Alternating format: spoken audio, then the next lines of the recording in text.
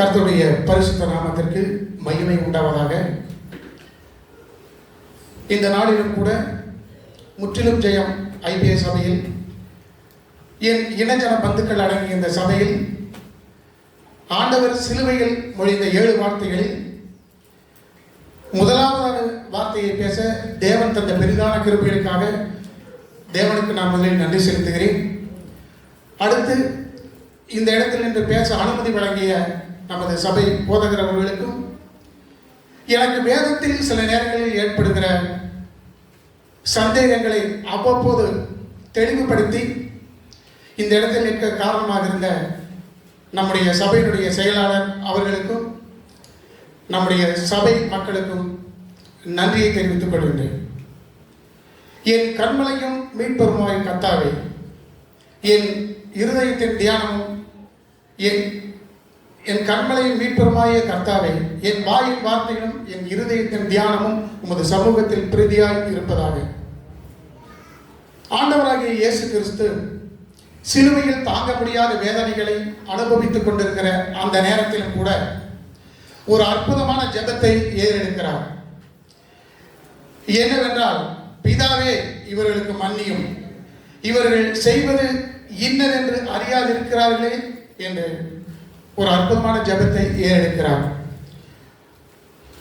எவ்வளவோ தவறுகளை செய்கிற சாதாரண மனிதர்களாகிய நாம் சில நேரங்களில் எனக்கு அப்படி வந்து விட்டது, இப்படி வந்து விட்டது என்று ஏங்குகிறோம், தவிக்கிறோம்.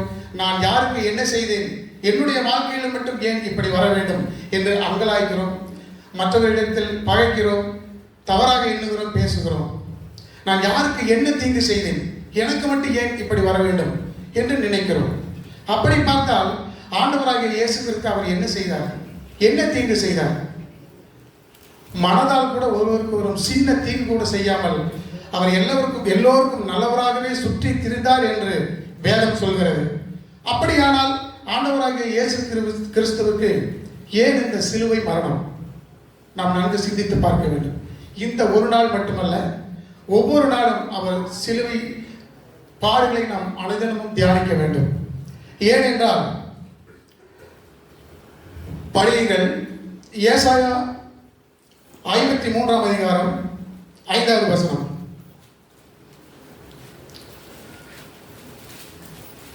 நம்முடைய மீறுதலின் நிமித்தம் அவர் காயப்பட்டு, நம்முடைய அக்கிரமங்களின் நிமித்தம் அவர் நொறுக்கப்பட்டார். நம்முடைய மீறுதல்களின் நிமித்தம், மீறுதல் நம்ம வழக்கமா பேசும்போது சொல்லுவாங்க, இவன் என்னை ரொம்ப மீறிட்டான். அந்த மீறுதல் அப்படிங்கிற வார்த்தை வந்து கடைசியா சொல்லக்கூடிய வார்த்தை, சாதாரண சொல்லக்கூடிய வார்த்தை. மீறுதல் அப்படிங்கிறது நம்முடைய மீறுதல்களின் நிமித்தம் அவர் காயப்பட்டு, நம்மளுடைய அக்கிரமங்களின் நிமித்தம். அக்கிரமங்கிற வார்த்தை, மீறுதல்கிற வார்த்தையில சாதாரண வார்த்தை இல்லை. அப்படிப்பட்ட நம்முடைய அக்கிரமங்களுக்காக அவர் நொறுக்கப்பட்டார். நமக்கு சமாதானத்தை உண்டு பண்ணும் ஆக்கினை அவர் மேல் வந்தது.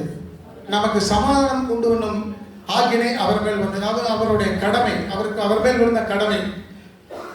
அவருடைய தழும்புகளால் நாம் குணமானோம். ஒரு மனிதன் பாவத்திலிருந்து விடுதலையாக வேண்டும் என்று சொன்னால் ஒரு பரிசுத்த ரத்தம் இந்த பூமியில் தெளிக்கப்பட வேண்டும். அப்படிப்பட்ட ஒரு பரிசுத்த ரத்தம் ஆண்டவராகிய இயேசு கிறிஸ்து ஒருவரை. யாராவது உங்களுடைய ஏதாவது கேட்டாங்கன்னா, சர்ச்சுக்கு போறீங்க, ஆண்டவர் உங்களுக்கு என்ன செஞ்சாருன்னு கேட்டா நீங்க அவங்களோட நெத்தி அடிங்க.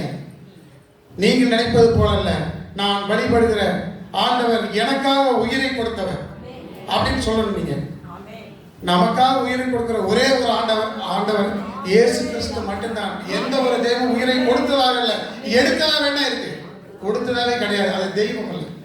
உயிரை கொடுப்பவர், அற்புத ஆட்சிகளை செய்பவர் அவர்தான் ஆண்டவர். அப்படி பார்த்தால் ஆண்டவர் சிலுவையில் தொங்கிக் கொண்டிருந்த பொழுது எப்படிப்பட்டவர்களுக்காக அவர் ஜெபித்தார்?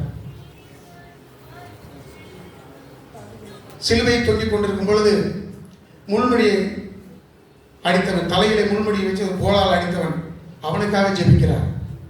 ரோமருடைய ஆட்சி காலத்தில் 40 அடி வாரினால் அடிக்கிறார்கள். வார் என்றால் சாதாரணமான வாரம், முன்னாடி இரும்பு கொண்டு அதில் ஒரு கொக்கி அப்படி வீசினா இந்த உடம்புல வந்து அப்படி மாட்டிடும். தன்னுடைய சக்தியை கொடுத்து இழுத்து அப்படியே சதையோட ரத்தம் பீறிட்டு வரும். அதை நினைத்து பார்த்தாலே பயங்கரமாக இருக்கிறது. அப்படிப்பட்டவருக்காக ஜெபிக்கிறார். பரிகாசம் பண்ணினவர்களுக்காக ஜெபிக்கிறார். கைகளிலும் கால்களிலும் ஆணி அடிக்கப்பட்டவர்களுக்காக ஜெபிக்கிறார். சிலுவை சுமந்து சென்று கொண்டிருக்கும் பொழுது அவர்களுக்காக ஜெபிக்கிறார். இப்படி எத்தனையோ பேருக்காக, காரி துப்பியவர்களுக்காக ஜெபிக்கிறார். தன்னை ஏளனமாக கிண்டலாக கேலியாக பேசியவர்களுக்காக ஜெபிக்கிறார். அப்படி ஜெபிக்கிறார். எனக்கு அன்பான என் சபை மக்களே, நாம் அப்படி இருக்கிறோமா என்று தயவு செய்து நாம் சற்று நேரம் சிந்தித்து பார்க்க வேண்டும். அப்படி ஒரு சூழ்நிலையில் தாங்க முடியாத வேதனையில் தயவாக அத்தனையும் சகித்தவராக, பிதாவே இவர்களுக்கு மன்னியும், இவர்கள் செய்வது இன்னதென்று அறியாது இருக்கிறார்கள் என்ற அற்புதமான ஒரு ஜெபத்தை ஏறெடுக்கிறார். இன்றைக்கு நாம் எத்தனையோ பேர் மற்றவர்கள் மத்தியில் வைராக்கியமாக வாழ்ந்து கொண்டிருக்கிறோம்.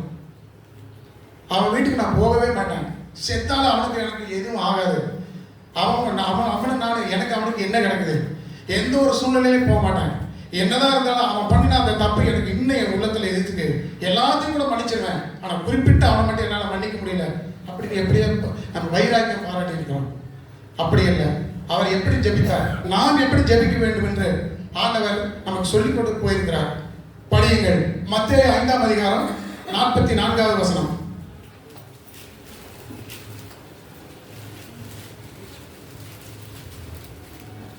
நான் உங்களுக்கு சொல்லுகிறேன், உங்கள் சத்துருக்களை சிநேகியுங்கள், உங்களை சபிக்கிறவர்களை ஆசீர்வதியுங்கள், உங்களை பகைக்கிறவர்களுக்கு நன்மை செய்யுங்கள், உங்களை நிந்திக்கிறவர்களுக்காகவும் உங்களை துன்பப்படுத்துவதற்காகவும் ஜெபம் பண்ணுங்கள். நான் உங்களுக்கு சொல்கிறேன், உங்கள் சத்துருக்களை சிநேகியுங்கள். ஆண்டவர் அப்படித்தான் செஞ்சாரு.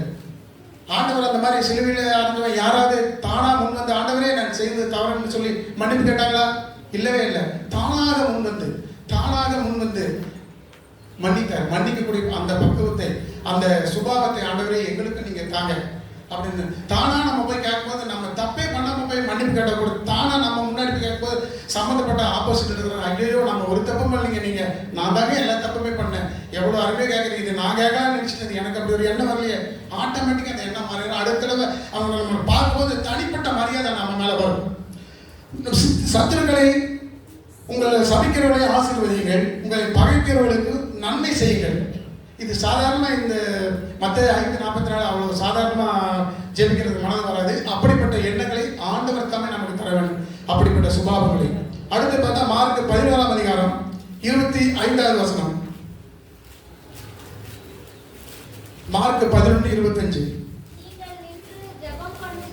ஜெபம் பண்ணும் பொழுது ஒருவனுக்கு உண்டாயிருக்குமானால் பரலோகத்தில் இருக்கிற உங்கள் பிதா,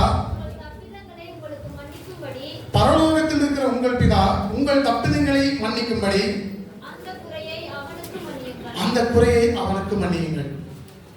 அப்ப பரலோகத்தில் இருக்கிற பிதா ஜெபம் செய்கிற நம்மளுடைய குறைகளை மன்னிக்க அவர் தயாராக இருக்கும்போது, நாம் இந்த பூலோகத்தில் வாழ்ந்து கொண்டிருக்கிற ஒவ்வொருவருக்காகவும் கட்டாயம் மன்னிக்கிற ஒரு சுபாவத்தை நாம் கட்டாயம் பெற வேண்டும். சில நேரங்களில் நாம் ஜெபிக்கும் பொழுது நம்முடைய காரியங்கள் நமக்கு சரியாக ஜெயமாக ஆகாமல் போவதற்கு இதுவும் ஒரு காரணம்.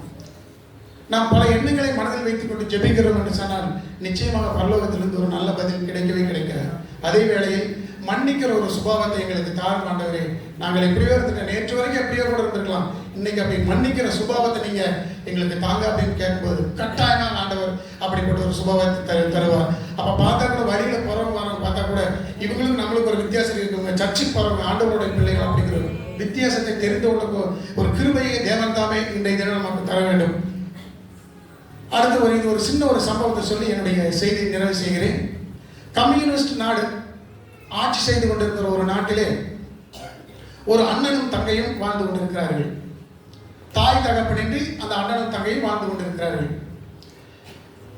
அந்த கம்யூனிஸ்ட் நாட்டுடைய ராணுவ அதிகாரிகள், ராணுவ சிப்பாய்கள் அந்த ஊர்களில் உள்ள மக்களை ஆண்டவரை நீங்கள் மறுதலிக்க வேண்டும் என்று சொல்லி துன்பப்படுத்திக் கொண்டிருக்கிறார்கள். அப்பொழுது இந்த அண்ணனும் தங்கை இந்த வீட்டில் வந்து அவர்கள் அந்த மாதிரி செய்யும் பொழுது அந்த ஆண்மகன் சொல்கிறான், நான் ஆண்டவரை மறுதலிக்க முடியாது, என் உயிரே போனாலும் அப்படிப்பட்ட ஒரு நிலைக்கு நான் வரமாட்டேன் என்று சொன்னவுடன் அந்த ராணுவ வீரன் கோபப்பட்டு தன்னுடைய கையில் இருந்த துப்பாக்கி எடுத்து அந்த தங்கை முன்னாடி அவனை சுட்டுக் கொண்டு விடுகிறான். அந்த தங்கை ஒரு மருத்துவமனையில் நர்ஸ் வேலையை செய்து கொண்டிருக்கிறார். தாய் தகப்பனின்றி தன்னுடைய ஒரே அண்ணனை, உயிருக்கு உயிராக நேசித்த ஒரே அண்ணனையும் இழந்து மிகவும் கவலையோடும் கண்ணீரோடும் துக்கத்தோடும் வேதனையோடும் வாழ்ந்து கொண்டிருக்கிறார். காலங்கள் கடந்தன. ஒரு சில ஆண்டுகளுக்கு பிறகு தான் பணிபுரிகிற அந்த மருத்துவமனைக்கு குற்றுயிரும் கொலை உயிருமாக ஒருவனை கொண்டு வந்து அட்மிஷன் பண்ணுகிறார்கள். அப்பொழுது அந்த மருத்துவமனையுடைய தலைமை மருத்துவர், அம்மா இவன் ரொம்ப சுயநினைவு இல்லாமல் இருக்கான், இப்போவா அப்போவான் இருக்கான், இவனை எப்படியாவது நீ காப்பாற்றிடுமா, உன்னுடைய மருத்துவத்துறையை பயன்படுத்தி காப்பாற்றிடுமா, இந்த பொறுப்பு வந்து உன்னை ஒப்படைக்கிறேன்னு சொல்லி அந்த மகளிடம் கொடுத்துறான். அந்த பேஷண்ட் படுத்திருக்கிற அந்த அறையை நோக்கி அவள் செல்கிறாள். சென்று பார்க்கும் பொழுது அவளுக்கு ஒரே அதிர்ச்சி. என்ன காரணம் என்று சொன்னால், எந்த அண்ணனை அவள் நேசித்தாலோ அந்த அண்ணனை சுட்டுக் கொன்ற அந்த இராணுவ வீரன் அவன். அப்பொழுது அவள் ஒரு நிமிடம் அப்படியே தனக்குள்ள யோசனை செய்து கொண்டு, சுயநினைவு இன்றி இருக்கின்ற இவனை கொல்வதற்கு நல்ல ஒரு தருணம், நம் அண்ணனை நம் கண் முன்னாடி கொன்றவனாச்சே, இவனை கொண்டு விடலாம் என்று நினைக்கிறாள். அதே வேளையில் இருதயத்தில் ஒரு மெல்லிய குரல் அவளுக்கு கேட்கிறது, மகளே வேண்டாம், சிலுவையில் நான் மன்னித்தேனே, சிலுவையில் நான் மன்னித்தேனே, நீ அவனை தாராளமாக பரிபூர்ணமாக மன்னித்து விடு என்று ஒரு குரல் கேட்கிறது. அப்பொழுது அவள் தன்னை தேற்றிக் கொண்டவளாக, அந்த மெல்லிய ஆண்டவருடைய குரலுக்கு செவி கொடுத்தவளாக, அந்த மெல்லிய ஆண்டவருடைய குரலுக்கு கீழ்ப்படிந்தவளாக, அவள் தனக்கு தெரிந்த மருத்துவ யுக்தி அனைத்தையும் கையாண்டு அவனை காப்பாற்றுகிற முயற்சியில் ஈடுபடுகிறான். 2-3 நாட்களுக்கு பிறகு அவன் சுயநினைவுக்கு வருகிறான். சுயநினைவுக்கு வந்த பிறகு லேசாக கண்முழித்து பார்க்கிறான். தனக்கு முன்பு நிற்கிற அந்த மகளை பார்த்து 2 சைடுகள், கண்ணில் 2 சைடு கண்ணீர் கதகதென்று வருகிறது. 2 கரங்களையும் கூப்பி, மகளே என்னை யார் என்று தெரிகிறதா, என்னை யார் என்று தெரிகிறதா என்று கேட்கிறான். அவள் லேசான புன்முறுவலுடன் ஆம் என்று தலையசைக்கிறாள். அப்பொழுது, உன் கண் முன்பு உன் அண்ணனை, ஆண்டவரை மறுதலிக்க வேண்டும் என்று சொல்லி துன்பப்படுத்தி உன் கண் முன்னாடி உன் அண்ணனை கொன்ற கொடும் பாவியமா நான், எனக்கா நீ இப்படி மருத்துவ உதவி செய்தாய்? எப்படி அம்மா உனக்கு இந்த மனது வந்தது? எனக்கு நினைத்தால் உனக்கு உன் முகத்தை பார்ப்பதற்கு எனக்கு வெட்கமாக இருக்கிறது. நீ நினைத்திருந்தால் சுயநினைவு இல்லாமல் இருந்த அந்த தருணத்தில் என்னை நீ கொன்றிருக்கலாம். ஆனால் நீ அப்படி செய்யாமல் இப்படி ஒரு நல்ல ஒரு ஸ்லாக்கியத்தை நீ செய்தாயே, இது எப்படி உனக்கு வந்தது என்று அவன் கேட்கிறான். அப்பொழுது அவள் சொல்கிறாள், ஐயா, நீங்கள் என் அண்ணனுக்கு என்ன வேண்டுமானாலும் செய்திருக்கலாம், ஆனால் என்னுடைய ஆண்டவர் எப்பேற்பட்ட தவறுகள் யார் எதை செய்தாலும் அதை பொறுமையாக சகித்து கொண்டு தயவோடு அவர்களுக்கு மன்னிக்கின்ற அந்த மனப்பக்குவத்தை, அந்த சுபாவத்தை என் ஆண்டவர் எனக்கு கற்றுக் கொடுத்திருக்கிறார், அதைத்தான் நான் செய்தேன் என்று சொல்லுகிறார். அப்பொழுது அவன் மறுபடியும் கையை கூப்பி, அம்மா, நீ ஒரு சாதாரண பெண், உனக்கே இப்படிப்பட்ட ஒரு மன்னிக்கின்ற குணம் இருக்கிறது என்று சொன்னால் நீ வழிபடக்கூடிய அந்த ஆண்டவர் யார், அதை நான் தெரிந்து கொள்ள வேண்டும் என்று சொல்லுகிறார். அவர்தான் இந்த வானத்தையும் பூமியும் உண்டாக்கின சர்வ வல்லமை உள்ள தேவனாகிய ஆண்டவராகிய இயேசு கிறிஸ்து என்று சொல்லுகிறார். அவன் தன்னுடைய நிலையெல்லாம் மறந்து அந்த கெட்ட சுபாவம், முரட்டாட்டம் கொண்ட அந்த மனதை, கல்லை போன்ற மனதை, இருதயம் இறுக்கமான இருதயத்தை கொண்ட அந்த இராணுவ வீரன் தன்னுடைய எண்ணங்களை எல்லாம் மாற்றி, அம்மா, நானும் முழங்கால் படியிட்டு என்னுடைய பாவங்களை எல்லாம் ஆண்டவருடைய பாதத்தில் வைத்து கெஞ்சினால் அவர் என்னை மன்னிப்பார் அம்மா, உன்னை போல மன்னிக்கிற சுபாவத்தை அவர் எனக்கு தருவார் அம்மா என்று கதறி அழுகிறான். அப்பொழுது, ஐயா, என்னை நேசித்த தேவன் உன்னையும் நேசிக்கிறார், என்னை அன்பு காட்டின தேவன் உனக்கும் அன்பு காட்டுகிறார், உன்னை அவர் நேசிக்க தயாராக இருக்கிறார். உன்னுடைய பாவங்களை அறிக்கையிட்டு நீ முழங்கால் படிக்கிட்டு, ஆண்டவரே நான் தெரியாமல் செய்து விட்டேன், இனி இப்படி ஒரு வாழ்க்கையில் இனிமேல் தவறே செய்ய மாட்டான் என்று எப்பொழுது நீ கேட்கிறாயோ அப்பொழுதே ஆண்டவர் உன் உள்ளத்தில் வந்து விடுகிறார். இப்பொழுது தாராளமாக கேளு, ஆண்டவரே என் பாவங்களை மன்னியும், நீர் என் இருதயத்தில் வாரும் என்று சொல்லிப்பார். கட்டாயமாக ஆண்டவர் உன்னை ஆசீர்வதிப்பார் என்று சொல்லுகிறார். அம்மா, கரடுமுரடான என் பாதையை நல்வழிப்படுத்திய ஆண்டவராகிய இயேசு கிறிஸ்துவுக்கு நான் மிகவும் கடமைப்பட்டவனாக இருக்கிறேன். உண்மையான ஒரு தெய்வத்தை நான் அறிந்து கொள்ளாமல் இருந்து விட்டேன். இன்றைய தினம் உன் மூலமாக நான் ரட்சிக்கப்படுகிறேன் என்ற ஒரு மன நிறைவோடு அங்கிருந்து அவன் விடை பெறுகிறான். எனக்கு அன்பானவர்களே, இந்த கதையில் வருகின்ற இருதயம் உள்ள முரட்டாட்டு இருதயம் உள்ளவர்கள் எத்தனையோ பேர் அதை போல் இருக்கிறார்கள். அவர்களிடம் அவர்களை ரட்சிப்புகள் கொண்டு வந்து ஆண்டவர்களாக வழி நடத்த வேண்டும் என்றால் அன்பு, தயவு, மன்னிப்பு, இது மூன்றும் இருந்தால் மட்டுமே அவர்களை நாம் நல்வழிப்படுத்த முடியும்.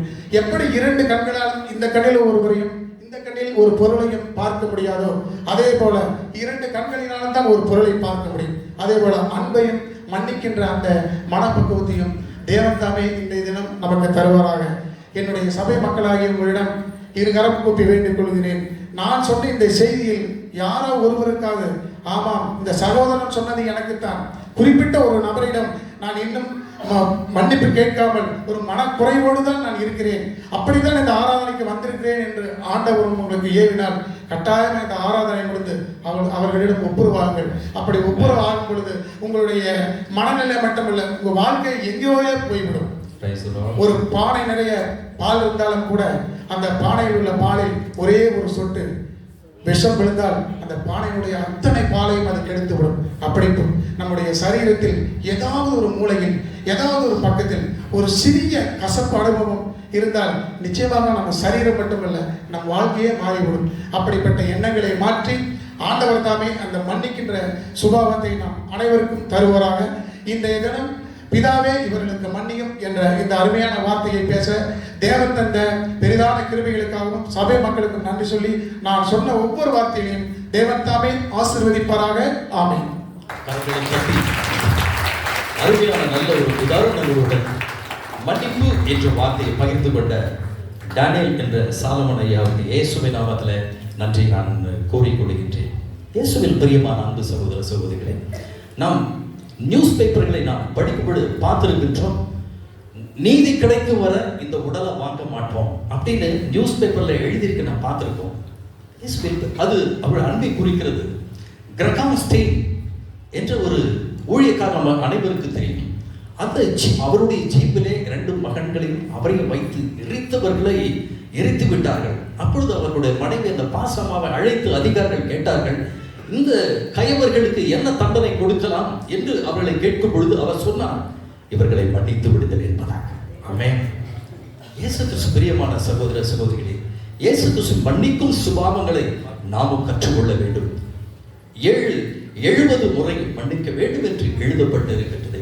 அதே போல இயேசுவின் மன்னிக்கும் சுபாவங்களை நாம் ஒவ்வொருவரும் பெற்றுக்கொள்ள வேண்டும் என்று கூறி நான் வாழ்த்துகின்றேன். 2ஆம் வார்த்தையை இன்றைக்கு என்னுடனே கூட பரிந்தீசல் இருப்பார். அது ரோசி ராஜேந்திரன் பேச வேண்டியது. அவர்கள் இந்த வார்த்தை கொண்டு வருகின்றார். கரங்களை தட்டி அவர்களை நான் உற்சாகப்படுத்தலாம்.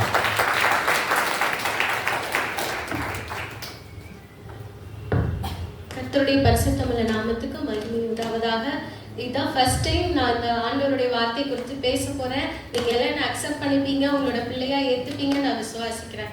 ஆண்டவர் சிலுவையில பேசின 2ஆம் வார்த்தை, இந்த 2ஆம் வார்த்தையானது ரட்சிப்பையும் மனம் திரும்புதலை குறிக்குது. தேவனுடைய அனாதை தீர்மானம் என்னன்னா, ஒரு பலி தேவை. அந்த பலி எதுக்குன்னா நம்முடைய பாவங்களை மன்னிக்கிறதுக்காக ஒரு பலி தேவை. அதுக்கு ஆண்டவர் என்ன பண்ணாருன்னா, தம்முடைய ஒரே பேரான குமாரனை சிலுவையில பலியாக ஒப்பு கொடுத்தார்.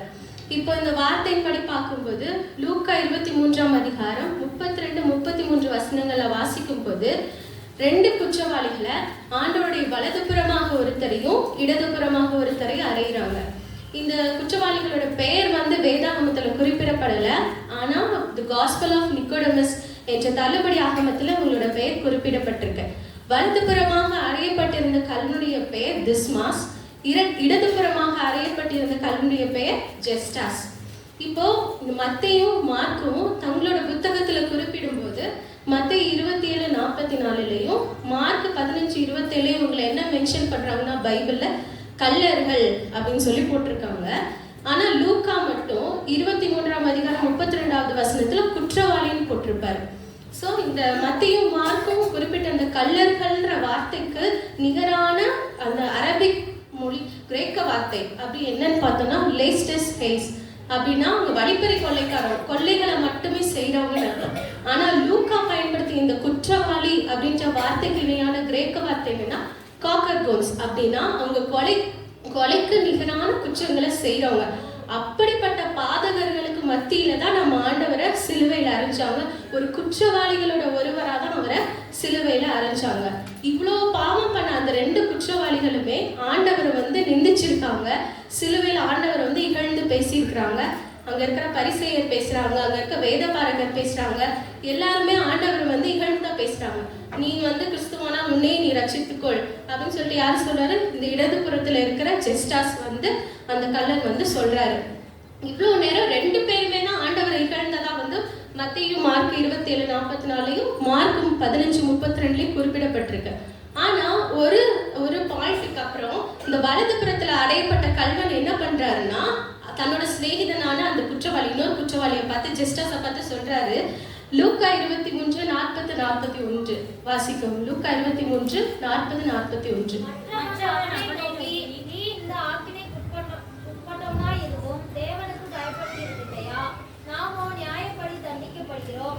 நாம் நடப்பித்தவைகளுக்கு தக்க பலனை அடைகிறோம். இவரோ தகாதொன்றிலும் நடப்பிக்கவில்லையே என்று அவனை கடிந்து கொண்டு இயேசுவை நோக்கி, ஆண்டவரே, நீர் உம்முடைய ராஜ்யத்தில் வரும்போது அடியேனை நினைத்தருளும் என்றார். இப்ப இதுல நம்ம என்ன பார்க்கிறோம்?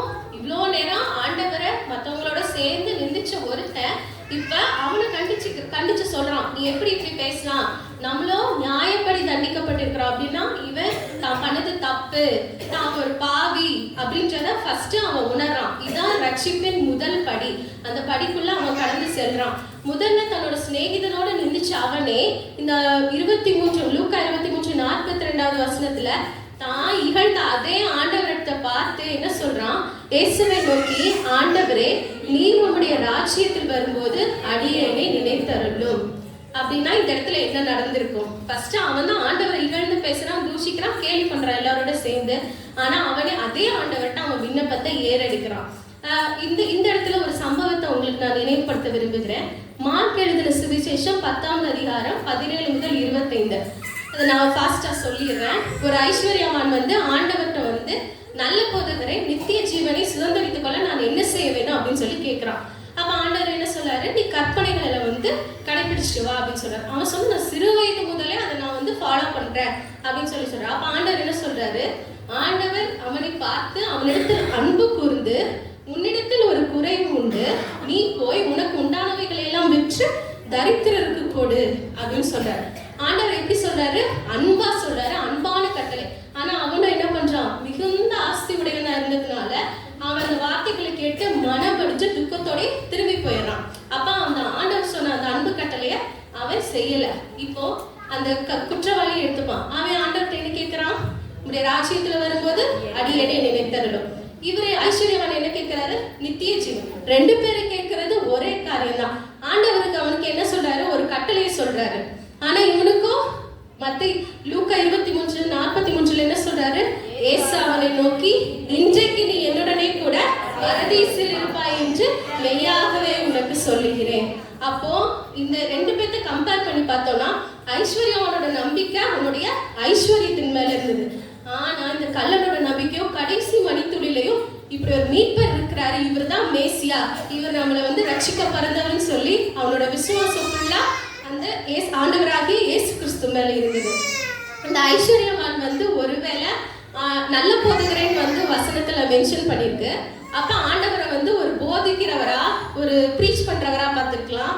ஆண்டவர் வந்து அற்புதங்களும் அடையாளங்களும், அதாவது நன்மை செய்கிறவராய் சுற்றி திரிந்தார் அப்படின்னு வசனம் சொல்லுது. அப்படின்னா நன்மைகளை செய்கிறவரா, அடையாளங்களை செய்கிறவரா பார்த்திருக்கலாம். ஆனா இந்த கல்வன் ஆண்டவரை எப்படி பார்க்கிறான்?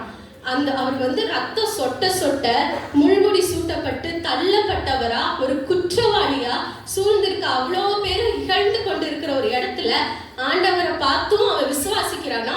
எந்த ஒரு காரியம் மாத்துச்சுன்னா ஆண்டவர் பேசின முதல் வார்த்தை ஆமென். அவர் வந்து என்ன சொன்னாரு? பிதாவே, இவர்களுக்கு மன்னியும், தாங்கள் செய்கிறது இன்னதென்று அறியாது இருக்கிறார்களே அப்படின்னு யாரை பார்த்து சொன்னார்? தன்னை வாரினால் அடிச்சவங்களையும் முள்மூடி சூட்டினவங்களையும் தன் முகத்துல காரி துப்புனவங்களை பார்த்து ஆண்டவர் அப்படி சொல்றாரு. நம்முடைய நடக்கைகளையும் டெய்லியும் நம்ம பண்ற விஷயங்களை கொஞ்சம் யோசிச்சு பார்ப்போம். நம்மளுடைய நடக்கைகளால எத்தனை பேரை நம்ம ஆதாயப்படுத்துறோம்? ஆண்டவர் நோக்கி எதுவுமே பேசல, சத்தியம் சொல்லல, எதுவுமே. ஆனா ஆண்டவரோட அந்த வார்த்தை இந்த குற்றவாளியை தொட்டுச்சு.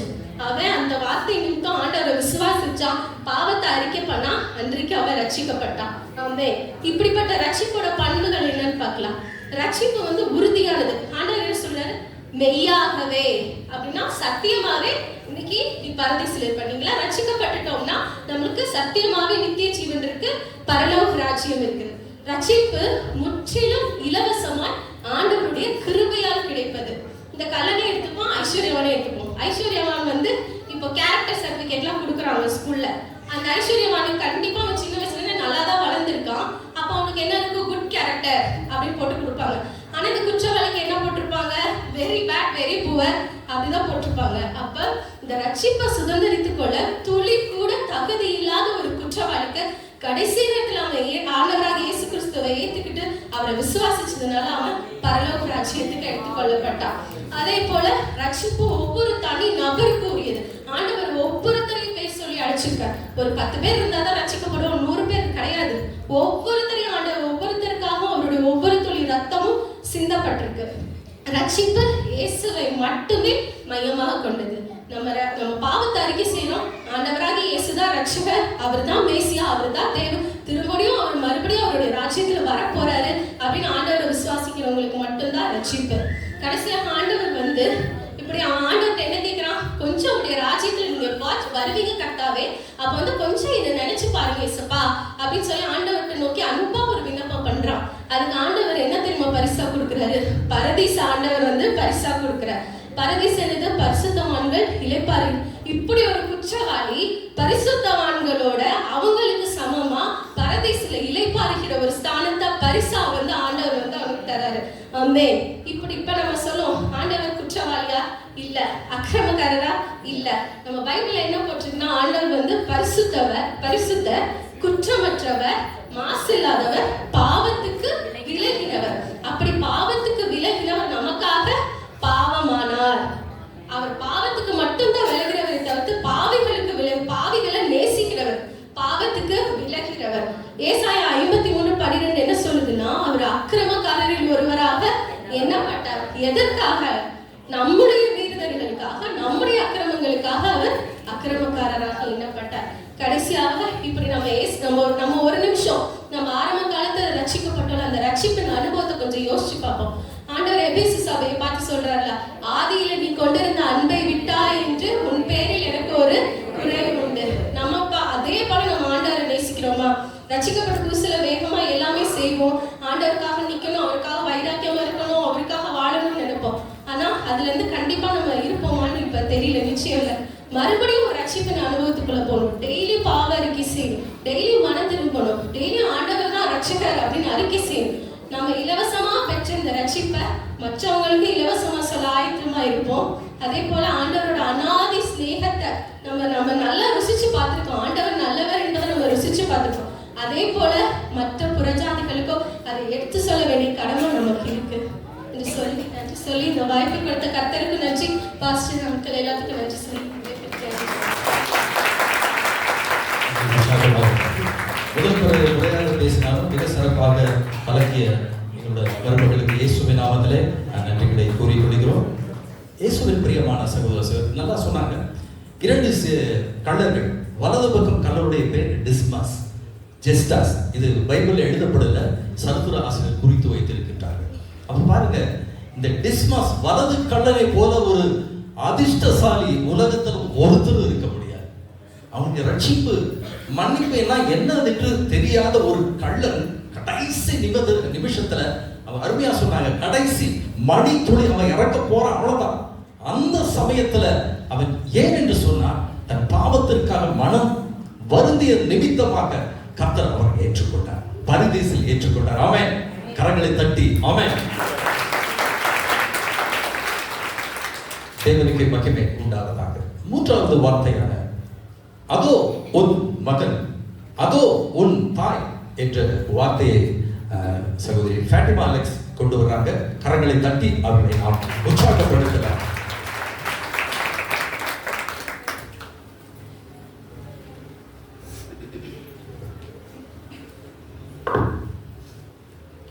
மரித்து உயிர்த்தெழுந்த இயேசு கிறிஸ்துவின் நாமத்தில் அனைவருக்கும் என்னுடைய வாழ்த்துக்களை தெரிவித்துக் கொள்கின்றேன். தியானத்திற்காக எனக்கு கொடுக்கப்பட்ட தலைப்பு கர்த்தர் சிலுவையில் சொன்ன 3ஆம் வார்த்தை, வாசிப்போம். யோவான் 19:26-27. பின்பு அந்த சீசனை நோக்கி, அப்பொழுது இயேசு தம்முடைய தாயையும் அருகே நின்ற தமக்கு அன்பாயிருந்த சீசனையும் கண்டு தம்முடைய தாயை நோக்கி, ஸ்திரீயே, அதோ உன் மகன் என்றார். பின்பு அந்த சீசனை நோக்கி, அதோ உன் தாய் என்றார். அந்நேரம் முதல் அந்த சீசன் அவளை தன்னிடமாய் ஏற்றுக்கொண்டான். ஆமீன். என்று மாறாத கிருபை நிறைந்த நல்ல தகப்பனே, அப்பா, நீர் கல்வாரியில் சொன்ன வார்த்தையை தியானிக்கும்படியான கிருபையை இந்த பேதைக்கு நீ தந்த தயவுக்காக நன்றி கூறுகிறேன். இந்த வார்த்தையின் மூலம் நாங்கள் என்ன கற்றுக்கொள்ள வேண்டும் என்று நீர் விரும்புகின்றீரோ அதை நாங்கள் திறந்த மனதோடு ஏற்றுக்கொள்ள நீர் எங்களுக்கு கிருபை செய்ய வேண்டுமாறும், என்னை மறைத்து நீர் வெளிப்பட வேண்டுமாறும் தாழ்மையோடு ஜெபிக்கின்றேன். ஆமென். கர்த்தர் தன் தாயை நோக்கி ஸ்திரீயே என்று அழைக்கின்றார். தன் தாயை அம்மா என்று அழைக்காமல் வேறு யாரை அம்மா என்று அழைக்கின்றார் என்று மத்தேயு 12:49-50 சொல்றாரு. என் பிதாவின் சித்தத்தை நிறைவேற்றுகிறவர்களே எனக்கு தாயும் சகோதரர்களும் என்று சொல்கின்றார். இந்த 3ஆம் வார்த்தையின் மூலமாக கர்த்தர் ஏன் தன் தாயை ஸ்திரீயே என்று அழைத்தார், ஏன் தன் தாயை யோவானிடம் ஒப்பு கொடுத்தார், இம்மூன்றாம் வார்த்தையின் மூலம் நமக்கு என்ன கற்றுத்தருகிறார் என்பதை நாம் தியானிப்போம். முதலாவதாக தன் தாயை நோக்கி ஸ்திரீயே என 2 இடங்களில் நேரடியாக நேருக்கு நேராக தாயை நோக்கியே அழைக்கின்றார். முதலாவது, கானாவூர் திருமணத்தில் முதல் அற்புதத்தை செய்யும் பொழுது ஸ்திரீயே என அழைக்கின்றார்.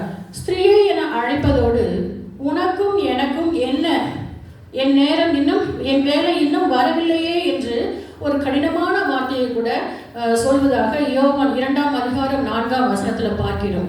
என் வேலை என்பது மீட்பின் பணி துவங்குவதற்கு தனக்கு கொடுக்கப்பட்ட நேரம், தருணம் இன்னும் வரவில்லை என்று உணர்த்துகின்றார்.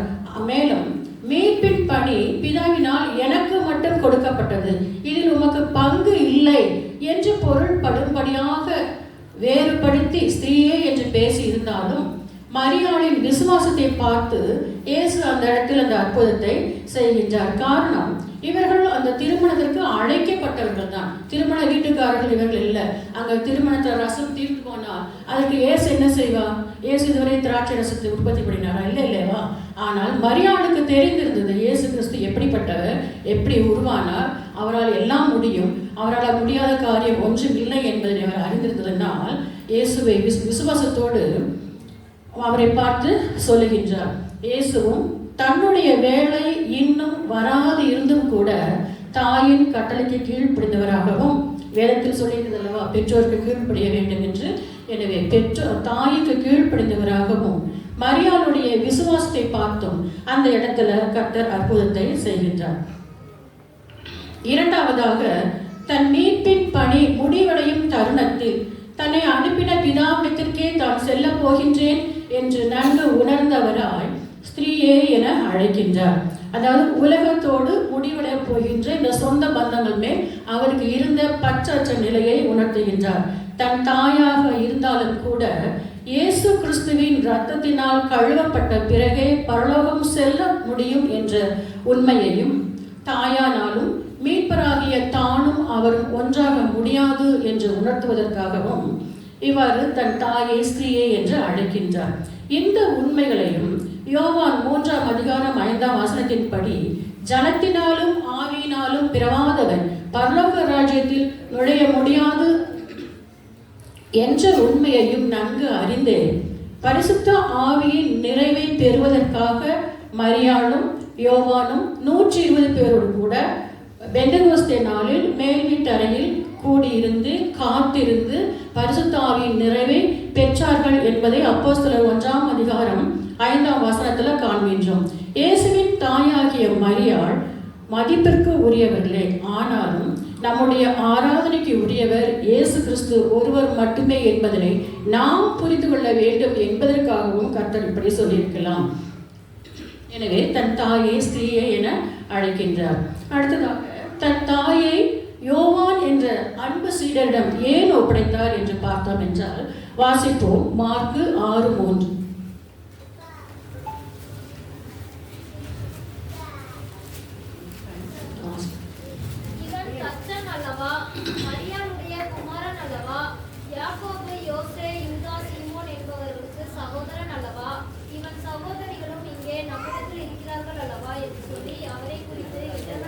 ஆமென். அதே போல மத்தேயு 13:55-56 இதே வசனங்களை தான் நாம் பார்க்கின்றோம். அதாவது தனக்கு பின் தன் தாயை பராமரிப்பதற்கு அவருக்கு சொந்த சகோதரர்கள் இருந்தார்கள் என்று மத்தேயு 13:55-56 மார்க்கு 6:3 நாம் பார்க்கின்றோம். 4 சகோதரர்களும் இந்த சகோதரிகளும் இருந்தார்கள் என்று பார்க்கின்றோம். எனவே இயேசுவின் மரணத்துக்கு பிற்பாடு அவர்கள் கவனித்திருக்கலாம் அல்லவா? ஆனாலும் தன்னுடைய அன்பு சகோதரனான யோவானிடம் ஒப்பு கொடுக்கின்றார். யூத முறைப்படி ஒரு குடும்ப பொறுப்பை ஏற்று நடத்துவதற்கு அவர்களுக்கு 30 வயது நிரம்பியிருக்க வேண்டும். இயேசு கிறிஸ்துவுடைய சகோதரர்களுக்கு 30 வயது நிரம்பாமல் இருந்ததனால் தன் அன்பு சகோதரனாகிய யோவானிடம் ஒப்பு கொடுக்கின்றார். ஏன்னால் யோவானோடு கடைசி வரை மரியாதை இருந்ததாக நமக்கு வேதத்தில் இல்லை. ஏன்னா யோவான் அங்கே இதில் போயிட்டு வெளிப்படுத்தல் விசேஷலாம் அவர்கள் அறியும் பொழுதெல்லாம் அவர்கள் தனியாக தான் இருக்கின்றார். அப்போ யோவான் அந்த யூத முறைப்படி அவருடைய சகோதரனுக்கு 30 வயது நிரம்பும் வரை அவரை பராமரிக்கும்படி யோவானிடம் ஒப்படைத்திருக்கலாம்.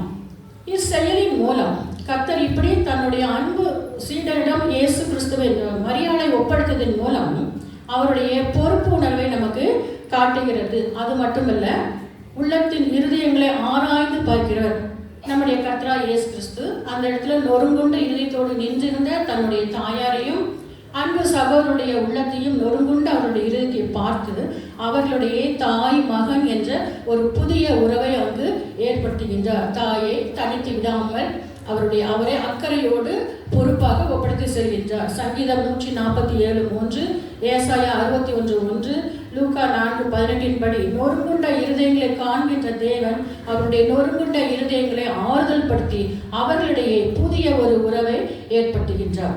இந்த வார்த்தையின் மூலம் கர்த்தர் நாம் கற்றுக்கொள்ளும்படியாக என்ன விரும்புகின்றார்? இயேசு கிறிஸ்து தன்னுடைய மீட்பின் பணியை மட்டும் முடித்தவராய் செல்லாமல் தன் தாய்க்கு செய்ய வேண்டிய கடமைகளை பொறுப்புடன் செய்து முடித்தது போல நாமும் நம்முடைய குடும்ப உறுப்பினர்களுக்கு செய்ய வேண்டிய பொறுப்புகளை தவறாமல் மனப்பூர்வமாக செய்ய வேண்டும். நம்மில் எத்தனை கணவன்மார் தன்னுடைய குடும்பத்தை பொறுப்புடன் நடத்தி செல்கின்றோம்? எத்தனை மனைவிமார் குடும்பத்தை அனுசரித்து அரவணைத்து செல்கின்றோம்? எத்தனை பிள்ளைகள் பெற்றோருக்கு கீழ்ப்படிந்து இயேசுவை போல அன்பு செய்து கனப்படுத்தி பெற்றோரை நடத்துகின்றோம்? ஒவ்வொருவருக்கும் ஒவ்வொரு கடமை கொடுக்கப்பட்டிருக்கிறது. பிள்ளைக்கு ஒரு கடமை, கணவருக்கு ஒரு கடமை, மனைவிக்கு ஒரு கடமை. அவரவர் கடமைகளை அவரவர் புரிந்து நம்முடைய பொறுப்புகளை நாம் செய்ய வேண்டும். கர்த்தர் எப்படி தன்னுடைய பொறுப்பை செய்தாரோ அதுபோல நாமும் நம் கடமைகளை செய்ய வேண்டும். பிள்ளைகள் பெற்றோரை அன்போடு மதிப்போடு நடத்த வேண்டும். பெற்றோர் மனம் வேதனை அடையும்படியோ அவர்களை உதாசீனப்படுத்தியோ அவர்கள் கண்ணீர் விடும்படியோ நாம் நடக்கக்கூடாது. காரணம், நீதிமொழிகள் 20:20 என்ன வாசிக்கின்றோம்? தன் தகப்பனையும் தன் தாயையும் தூஷிப்பவனுடைய தீபம் காரிருளில் அணைந்து போகும் என்று வேதத்தில் பார்க்கின்றோம். மேலும் உபாகமம் 27:14 என்ன பார்க்கின்றோம்? தன் தகப்பனையும் தன் தாயையும் தூஷிக்கிறவன் சபிக்கப்பட்டவன் எனப்படுவான் என்று பார்க்கிறோம். நீதிமொழிகள் 30:17 தகப்பனை பரியாசம் பண்ணி தாயின் கட்டளையை அசட்டை பண்ணுகிறவனுடைய கண்ணை நதியின் காகங்கள் பிடுங்கும், கழுகுகளின் குஞ்சுகள் தின்னும் என்று பார்க்கின்றோம். இந்த மாதிரியான ஒரு கொடுமையான காலகட்டத்திற்கு நாம் செல்லாதவாறு கர்த்தர் நாம் கொடுக்கின்ற கட்டளைப்படி தாய் தகப்பனை கனம் பண்ணுவோம். வெறும் கோபத்தை மட்டும் ஆண்டவர் சில நல்ல வார்த்தைகளே சொல்லியிருக்கார். நீதிமொழி 23:22 உன்னை பெற்ற தகப்பனுக்கு செவி கொடு, உன் தாய் வயது சென்ற போது அவளை அசட்டை பண்ணாதே என்று சொல்லியிருக்கின்றார். இப்படியாக பெற்றோருக்கு நாம் செய்ய வேண்டிய கடமைகளை நிறைய நீதிமொழிகள் எடுத்து பார்த்தீங்கன்னா நிறைய அதில் கொடுத்துருக்கின்றாங்க. நீதிமொழிகள் அதிகமாக வாசித்து பார்ப்போம். இந்த கடமைகளை பெற்றோருக்கு நாம் செய்ய வேண்டிய கடமைகளை சரிவர செய்வோம்.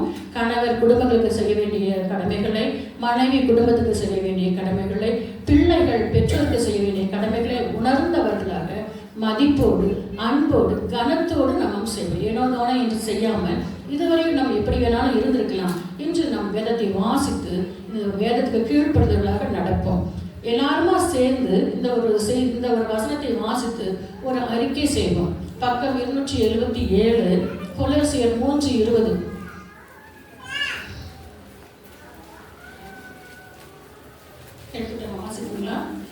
பிள்ளைகளே வாசிங்க. பிள்ளைகளே உங்கள் பெற்றோர்களுக்கு வாசிங்க. பிள்ளைகளே உங்கள் பெற்றோருக்கு எல்லா காரியத்திலேயும் கீழ்ப்படியுங்கள், இது கர்த்தருக்கு பிரியமானது. ஆமென். பெற்றோர்கள் ஒரு உடன்படிக்கை செய்கிற மாதிரி கொலோசியர் 3:21 வாசிப்போம். பிதாக்களே உங்கள் பிள்ளைகள் திடமற்று போகாதபடி அவர்களுக்கு கோபம் உண்டாதிருங்கள். ஆமென். இந்த காலம் கொடுமையான காலமாக இருக்கிறது. பிள்ளைகள் எந்த நேரமும் செல்போனுக்கு அடிமையா இருக்கிறதுனால அவருடைய சிந்தனைகள் சிதறி போய் கொண்டிருக்கிறது. அவர்களை கோபப்படுத்தாதவாறு அவர்களை கர்த்தரிடம் சேர்க்கும்படியாக பிதாக்களாகிய பெற்றோர்களாகிய நாம் கவனத்தோடு அன்போடு பிள்ளைகளை வழிநடத்துவோம். பிள்ளைகளாகிய நாமும் பெற்றோரை கனப்படுத்துவோம். தலைவணிக்கு ஜெபிப்போம். என்று மாறாத கிருபை நிறைந்த எங்கள் நல்ல பரிசுத்த பரமபிதாவானவரே, இந்த வார்த்தைகள் மூலம் நீர் எங்களுக்கு பேசிய எல்லா காரியங்களையும் நாங்கள் எங்கள் வாழ்க்கையில் கடைபிடிக்கும்படியாக ஒவ்வொரு நிமிடமும் எங்களுக்கு வழிநடத்துங்க. லோத்தின் கரம் பிடித்து இழுத்து சென்றது போல பெற்றோரை நாங்கள் அவமதிக்கும் பொழுது, குடும்பத்தை கனப்படுத்தாமல் இருக்கும் பொழுது நீர் எங்களை உணர்த்தி குடும்பத்துக்கு ஏற்ற ஒரு நபர்களாக நாங்கள் வாழ, எங்கள் குடும்பத்தை சாட்சியுள்ள குடும்பமாக உலகத்துக்கு காட்ட எங்களுக்கு நீர் கற்றுத்தர வேண்டுமாறு தாழ்ந்து பணிந்து வேண்டி கேட்கிறோம். ஜீவிக்கின்ற நல்ல பரிசுத்த பிதாவே. கரங்களை உற்சாகமாக தட்டி அழகாக பேசுங்க. அந்த சகோதரருக்கு இயேசுவின் நாமத்திலே வாழ்த்துக்களை கூறிக்கொள்கிறோம். அழகாக எப்படி பெற்றோர்களை கீழ்ப்படிய வேண்டும் என்று அநேக வசனங்களை கொண்டிட்டார். இயேசுவில் பிரியமான சகோதர சகோதரர், நீதிமன்றத்தில் ஒரு விசித்திரமான ஒரு வழக்கு வந்தது. ஒரு ஆடம்பரமாக வாழக்கூடிய அந்த மகனும் குடும்பங்களும் என்ன காரணம் என்று சொன்னால் அந்த தாயை தெருவில் விட்டு விட்டார்கள். காரணம் என்ன என்று சொன்னால் அந்த அம்மாவுக்கு இவர்கள் பெற்றோர் இவங்க பிள்ளைகளோடு இந்த பையனோடு டைனிங் டேபிள்ல அமர்ந்து அழகாக சாப்பிட முடியவில்லையா. அவர்கள் பயன்படுத்துகின்ற அந்த ஸ்பூன் ஃபோர்க்கை வச்சு டைனிங் டேபிள்ல எப்படி உட்கார்ந்து சாப்பிடுவது என்ற அந்த தெரியவில்லை, அந்த சுபாவம் இல்லையா. அதற்காக தெருவில் விட்டு விட்டார்கள். எப்படி ஒரு காரியம் பாருங்க. நான் ஒரு கேள்வி வைக்க விரும்புகின்றேன். அந்த அம்மா 10 மாதம் சுமந்து அந்த குழந்தையை வளர்க்கும் பொழுது எப்போவாது முகம் சுழித்திருப்பார்களா?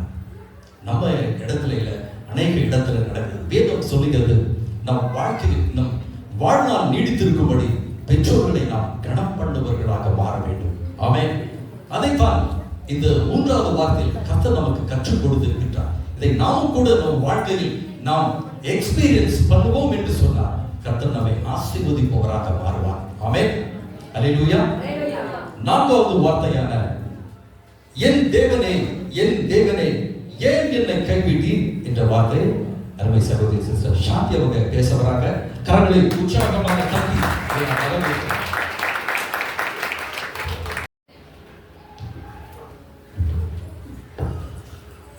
தலையை தாழ்த்தி ஜெபிக்கலாம். ஸ்தோத்திரம் ஆண்டவரே, ஸ்தோத்திர கர்த்தாவே, ஸ்தோத்திரம் ஐயா. நாங்கள் கேட்ட வார்த்தைகள் ஆண்டவரே ஸ்தோத்திரிக்கிறோம். இந்த காதிலே கேட்டு இந்த காதிலே விட்டு விடாதபடிக்கு தகப்பனை ஸ்தோத்திரிக்கிறேன் ஐயா. அந்த ஒவ்வொரு வார்த்தையையும் ஸ்தோத்திரிக்கிறேன் ஐயா. நாங்கள் அல்லேலூயா நினைவிலை கொண்டு வந்து ஸ்தோத்திரம் அதை நாங்கள் செயல்படுத்தும்படியா இந்த வேளையிலே நான் ஜெபிக்கிறேன் ஆண்டவரே. அப்பா ஸ்தோத்திரிக்கிறேன். இந்த வார்த்தை என் தேவனே ஏன் என்னை கைவிட்டேன் அப்பா, இந்த வார்த்தையை ஸ்தோத்திரிக்கிறேன் ஐயா. அவர் எப்படிப்பட்ட சூழ்நிலை அவர் சொன்னார் என்பதற்கு தகப்பனை ஸ்தோத்திரிக்கிறேன். ஒவ்வொருடைய மனக்கண்களை திறக்கும்படியா நான் ஜெபிக்கிறேன் ஆண்டவரே. ஒவ்வொருடைய இருதயம் திறக்கட்டும் ஆண்டவரே. ஸ்தோத்திரிக்கிறேன் ஆண்டவரே. ஆம் தகப்பனை ஸ்தோத்திரிக்கிறேன். அல்லேலூயா. அவர் கைவிடப்பட்ட நிலைமையை கர்த்தாவே ஸ்தோத்திரிக்கிறேன். நாங்கள் அறிந்து உணர்ந்தவர்களாய் நாங்கள் செயல்படும்படியாய் தகப்பனே எங்களுக்கு இந்த வேலையை நீர் உணர்வை கட்டளையிடும்படியா நான் ஜெபிக்கிறேன் ஆண்டவரே. ஸ்தோத்திரிக்கிறேன். ஆவியானவர் தானே பொறுப்படுத்திக் கொள்கிறார். இயேசுவின் நாமத்தில் ஜெபிக்கிறேன் பிதாவே. ஆமென். ஸ்தோத்திரம். மத்தேயு 27:46. 9ஆம் மணி நேரத்தில் இயேசு ஏலி ஏலி லாமா சபக்தானி என்று மிகுந்த சத்தமிட்டு கூப்பிட்டார். பாருங்க 9ஆம் மணி நேரத்தில் என்ன பண்ணுகிறார்? ஏலி ஏலி சபக்தானி என்று அவர் சத்தமிடுகிறார். பகல் 12லிருந்து 3 மணி வேளை அவர் அடிக்கப்படுகிறார், வாதிக்கப்படுகிறார். சோதரிக்கிறார். அவர் சரீரமெல்லாம் ரத்தம் ஓடுகிறது, முள்முடி சூட்டப்படுகிறார். சோதரர் அவர் பாடுகள் இந்த நாட்களில் நம்ம நினைவு கூர்ந்து கொண்டிருக்கிறோம். அவர் பட்ட பாடுகள் கொஞ்சம் நஞ்சமான ஒரு சொட்டு ரத்தம் கூட இல்லாத எல்லாம் வழிந்தோடுகிறது. வேதம் சொல்லுறது சோதரிக்கிறேன். அதே ஏசாயா 53 அவர் அந்த கேடடைந்தார், ஒரு விரும்பக்கூடாத ரூபம் அடைந்து கொண்டு இருக்கிறார். சோதரிக்கிறேன். அப்ப பாருங்க, அந்த வேதனை எல்லாம் அவர் பட்டு கொண்டிருக்கிறார். அவர் அவமதிக்கப்படுகிறார், நிந்திக்கப்படுகிறார். சோதரிக்கிறேன். அப்படிப்பட்ட நிலைமையில கூட அவர் கலங்கவில்லை. சோதரிக்கிறேன். அவர் தைரியம் உள்ளவராய் இருந்தார், அவர் திடகாத்தம் உள்ளவராய் இருந்தார். ஆனால் இங்கே சொல்லப்பட்டிருக்கிறது சோதரிக்கிறேன். ஓ சோதரம் சொல்லப்பட்டிருக்கிற சோதரம், பூமி எங்கும் மேல போட்டிருக்கிறது அந்த வசனம் 45. பூமி எங்கும் காரில் சூழ்ந்து பிதாவானவர் கைவிடப்பட்ட நிலைமையிலே அதை அவராலே தாங்கிக் கொள்ள முடியவில்லை, அதை அவராலே ஏற்றுக்கொள்ள முடியவில்லை. ஆகவேதான் அவர் கதறுகிறார். சோதரிக்கிறேன். பிதாவே ஏன் என்னை, என் தேவனே ஏன் என்னை, ராஜாவே ஏன் என்னை உருவாக்கினீரே, நான் உலகத்தை படைத்தேனே, நான் உமக்கு முன்பாக இந்த நீதிமொழியிலே 8:29 நினைக்கிறேன் சொல்லப்பட்டிருக்கு, நான் உமக்கு செல்ல பிள்ளையாய் இருக்கிறேனே, நான் உமக்கு மனமகிழ்ச்சியாய் இருந்தேனே, ஏன் என்னை கைவிட்டீர். அதை அவரால் தாங்க கூடாததான துயரம், தாங்க முடியாத பாரங்கள். சோதரிக்கிறேன்.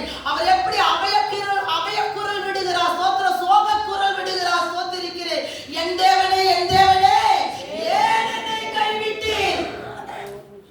பாருங்க, இந்த உலகத்துல ரொம்ப நேசிக்கிறவங்க, நம்மளை அதிகமாய் அன்பு கூறுகிறவர்கள் நம்மளை கைவிட்டால் நம் இருதயம் எப்படி நொறுக்கப்படும், நம்ம வேதனைப்படுவோம், நாம் கலங்குவோம். ஐயோ என்னுடைய பாசத்தை புரியவில்லையே, நான் இவங்க கூப்பிட்ட நேரமெல்லாம் ஓடி வந்து நான் இவங்களுக்கு உதவி செய்தேனே, இன்னைக்கு ஏன் நான் நாளையிலே கைவிடப்பட்ட நிலவை என்று சொல்லி நாம் யோசிக்கிறோம் அல்லவா. அப்படியாகத்தான் குமார் நாங்கள் இயேசு ஸ்தோத்திரிக்கிற அவர் அங்கே கதறுகிறார். ஏன் கதறுகிறார்? ஸ்தோத்திரிக்கிறேன். அந்த வசனம் சொல்லுகிறது, நம்மளுடைய மனுக்குலத்தின் பாவங்கள் ஹல்லேலூயா பூமியை மூடிக்கொண்டது, உலகத்தை மூடிக்கொண்டது, காரில் மூடிக்கொண்டது. ஸ்தோத்திரிக்கிறேன். அப்படி மூடுனது நிமித்தம் தான் கர்த்தருடைய பிள்ளைகளை ஸ்தோத்திரிக்கிறேன். அவருக்கும் பிதாவுக்கும் இருக்கிற துண்டிக்கப்படுகிற அந்த இணைப்பு, அது துண்டிக்கப்படுகிறது நிமித்தம் தான் ஸ்தோத்திரிக்கிறார். அவர் கதறுகிறார். அவர் பாவத்தை பாராத சுத்த கண்ணர். அப்படிப்பட்ட தெய்வம் ஸ்தோத்திரிக்கிறார். அவர் நமக்கு சொல்கிறார், நான் பரிசுத்தராய் இருக்கிறபடியா நீங்களும். ஆனா பாவி இடத்திலே அவரை ஒப்பு கொடுக்கிறார்கள். அதையெல்லாம் அவர் சகிக்கிறார். நீ தெய்வமானால் நீ ஆலயத்தை 3 நாளை கட்டு. அவர் தன்னுடைய மரணத்தை சொன்னார் உணராதபடிக்கு. ஆமா என்று சொல்லி அந்த வசனத்திலே பார்த்தீங்கன்னா அப்படியா இருக்கு. கரெக்டா 10 நிமிஷம் சொல்லிட்டீங்க. அப்ப அப்படி இருக்கிற போது பாருங்க, இப்படிப்பட்டதான நேரத்தில் அவர் கதறுகிறார். சோதரிக்கிறேன். ஜனங்கள் நிந்திக்கிறார், அந்த வழியிலே போவது தலையை துலுக்கி ஆண்டவரை பரிகாசிக்கிறார்கள். இதையெல்லாம் பார்த்து அவர் கலங்கவில்லை. சோதரிக்கிறேன். அதே வார்த்தை போட்டிருக்கிறது 14ஆம் வசனத்தில், என் தேவனே ஏன் என்று கைவிட்டு அவர் அங்கேயும் கதறுகிறார். உலகத்தின் பாவம் சோதரிக்கிற மொத்த பாவம் ஹல்லேலூயா பாவம் அறியாத தேவாட்டுக்குட்டியின் மேலே சுமரப்பட்டது. அந்த பாவத்தை தாவக்கூடாதபடிக்கு சோதரிக்கிற பிதாவானவருடைய முகம் மறைக்கப்பட்டது. அவர் கைவிடப்பட்டார். அவர் கதறுகிறார், என் தேவனே ஏன் என்னை கைவிட்டீர். கைவிடப்பட்ட நிலைமை. அப்பொழுதுதான் சோதரிக்கிறேன். அவ்வளவு நிந்தனை, அவ்வளவு அவமானம். சோதரிக்கிறேன். இன்னொரு வசனம் இருக்குது பாருங்க, அதே 27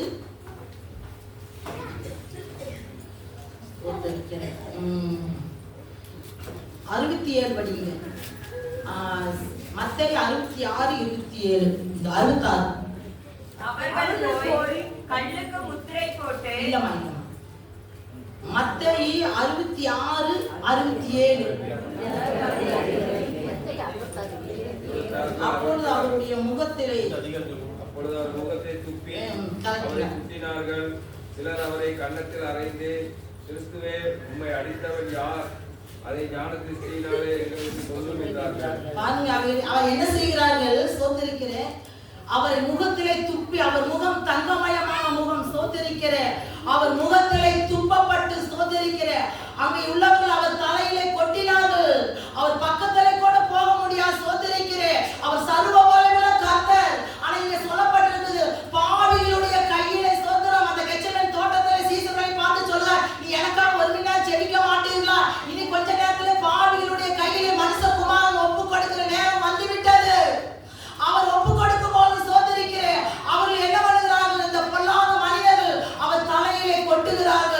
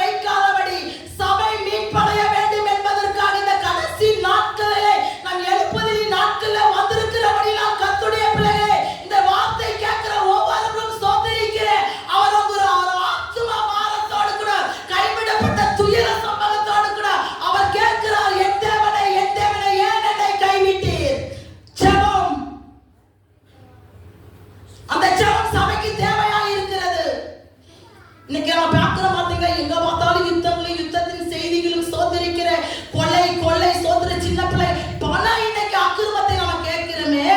நாம் பார கொள்ளலாமா? நாம் வார சர்ச்சுக்கு போய் இப்படி எல்லாம் இருந்துட்டு அவருடைய வரியில கைவிட்டவனா புறஜாதிகள் என்ன சொல்வார்கள், மற்றவர்கள் என்ன சொல்வார்கள்? அவர் விரும்பின ஜெபம் நமக்கு இருக்கிறதா? அவர் விரும்பின பரிசுத்தம் நமக்குள் இருக்கிறதா? வார்த்தையை கற்றுக்கொண்டு சோதரிக்கிற நாம் ஜெபிக்கிறது அவசியமாயிருக்கு. அப்படி ஜெபிக்கும் போதுதான் அவர் சொல்லுகிறார், நித்திய கிருபையினால் அவரை இறங்கி கர்த்தர் என்ன பண்ணுகிறார், சேர்த்துக் கொள்வேன் என்று சொல்கிறார். அப்படி சேர்த்துக் கொள்கிற காலத்தில் வந்திருக்கிற கர்த்தருடைய பிள்ளைகளே, ஏதோ வசனத்தை வாய்த்து அப்படியே நாம் போகிறவர்களா இருக்கக்கூடாது. நமக்குள் ஒரு வித்தியாசம் வேணும், நமக்குள் ஒரு மாற்றம் வேணும். நம் இருதயம் சூடுண்டவர்களா இருக்க வேண்டும், அனல் மூட்டுகிறவர்களா இருக்க வேண்டும், ஆண்டவருக்கு பிரியமாய் வாழுகிறவர்களா இருக்க வேண்டும். ஆகவேதான் ஆண்டவர் சொல்கிறார், இத்தனை அக்கிரமத்தை இத்தனை பாடுகளை அவர் சுமந்தது நிமித்தம் தான். ஹல்லேலூயா. பிதாவினுடைய மக மறைக்கப்பட்டதுனால அவர் சொல்கிறார், என் தேவனே ஏன் என்னை கைவிட்டேன்? தோய்ந்து போன நிலைமை அவருக்கு அப்படிப்பட்ட பாடுகள் என்று சொன்னார். இந்த நாட்களிலே நாம் ஜெபத்திலும் பரிசுத்தத்திலும் ஸ்தோத்திரிக்கிறேன். சபை எழுப்புதலிலும் நாம் தரித்திருக்கும் போது கர்த்தருடைய பிள்ளைகளே, அவர் வருகிற நாம் நிற்பதற்கு பாத்திரவானாய் இருப்போமாக. ஆமென். கொஞ்ச நேரம் ஜெபிக்கலாமா? ராபாதா ராசாலா ரிபாதா ரிமகா ராமுகா தீரபா அருதுரபா ரபதுரபா. ஓ ரபசவ, நீங்க சொன்னீங்க கடைசி நாட்களிலே மாம்சமான யாவர் மேலே நாவியை ஊற்றுவேன். நாவியானவர் இன்னைக்கு சபையில எழுந்தருளும்படியாய் ஜெபிக்கிறேன். ஆண்டவரே, எங்கள் இருதயம் மாறட்டும், நாங்கள் உணர்வு அடையட்டும், எங்கள் கண்கள் திறக்கட்டும். தேவனே, எழுந்தருளும் ஆண்டவரே. ஸ்தோத்திரம் ஐயா. அப்பா, நீர் எங்களுக்காக பட்ட பாடு நினைக்கப்படுது ஆண்டவரே.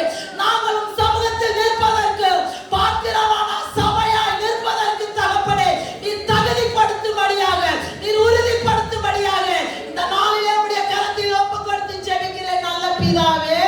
ஆமென். கரங்களை உற்சாகமாக, மிக அழகாக, மிக உற்சாகமாக, என் தேவனே ஏன் என்னை கைவிட்டீர்கள் அற்புதமாக போதித்த அன்பு சகோதரிக்கு இயேசுவின் நாமத்திலே நன்றி நான் கூறிக்கொள்கிறேன். வேதம் சொல்லுங்க, கர்த்தர் நம்மை கைவிடுகிற தேவன் இல்லை. வேதம் சொல்லி, இமைப்பொழுது உன்னை கைவிட்டேன், நானும் உருக்கமான இரக்கங்களால் உன்னை சேர்த்துக் கொண்டேன் என்பதாக. நாமும் கூட கர்த்தர் என்னை கைவிட்டு விட்டாரோ என்று நாம் அங்கலாய்க்கவே வேண்டாம். ஒருபோதும் கைவிடாத தேவன் தான் நம் ஆண்டவராகிய இயேசு கிறிஸ்து. கரங்களை தட்டி, நாம் கைவிடப்படாமல் இருப்பதற்காகத்தான் அன்று அவர் கைவிடப்பட்டவராக அங்கே தொங்கிக் கொண்டிருந்தார். ஆமென். நம்மை ஒருபோதும் கைவிடாத தேவன். நாம் எல்லோரும் இணைந்து ஒரு கவியை பாடலாம். ஒரு போதும் கைவிடா, ஒரு நாளும் விலகிடா, ஒரு போதும் கைவிடா, ஒரு நாளும் விலகிடா, ஒரு தாய் தேற்றுவது போல் என் நேசர் தேற்றுவார். எனக்காக மரித்தாரே, என் பாவம் சுமந்தாரே. தாகமா இருக்கிறேன் என்ற வார்த்தையை கொண்டு வருகிறார் சிஸ்டர் கீதாவுக்கு. கரங்களை உற்சாகமாக தட்டி.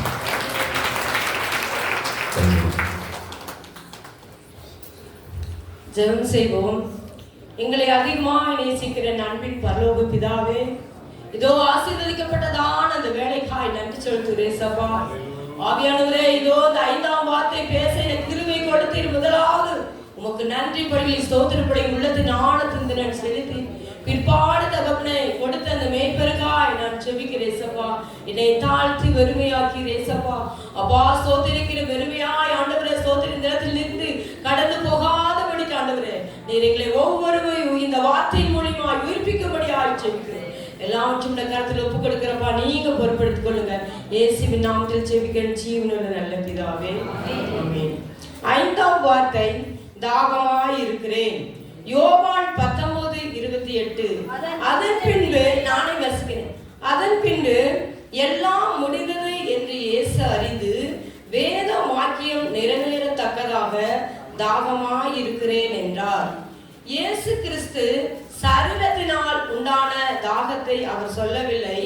வேத வாக்கியம் நிறைவேறத்தக்கதாக ஆத்துமாவில் தாகமாயிருக்கிறேன் என்றார்.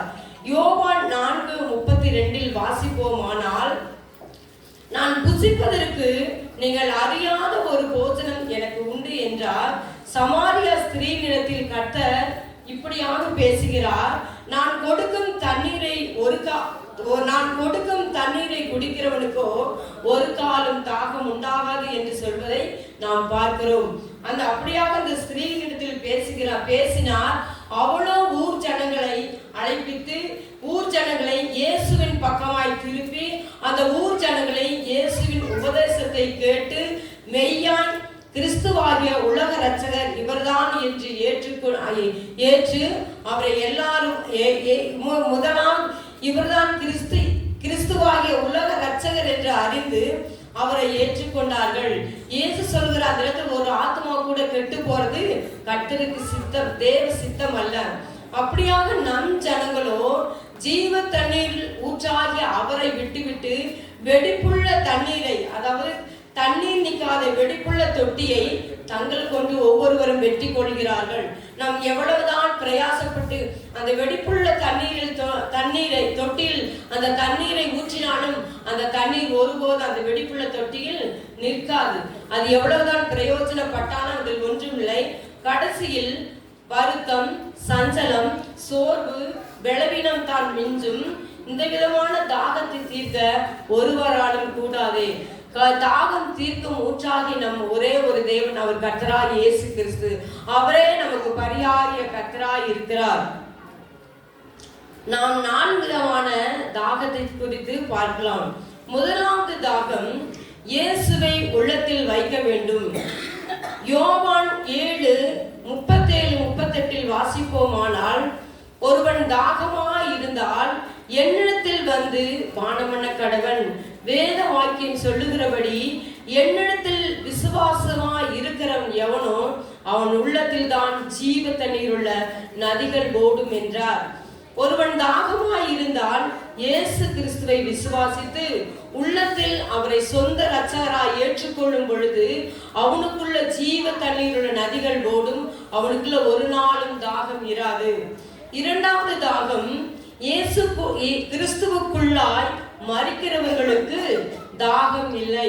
வெளிப்படுத்தல் 7:16 வாசிப்போமானால், இவர்கள் இனி பசி அடைவதும் இல்லை, இனி தாகம் அடைவதும் இல்லை, வெயிலாவது உஷ்ணமாவது இவர்கள் மேல் படுவதும் இல்லை. இவர்கள் யார் என்று பார்த்தால் மிகுந்த உத்தரத்திலிருந்து வந்தவர்கள். தங்கள் அங்கிகளை ஆட்டுக்குட்டியானவருடைய ரத்தத்தில் தோய்த்து வெளுத்தவர்கள்.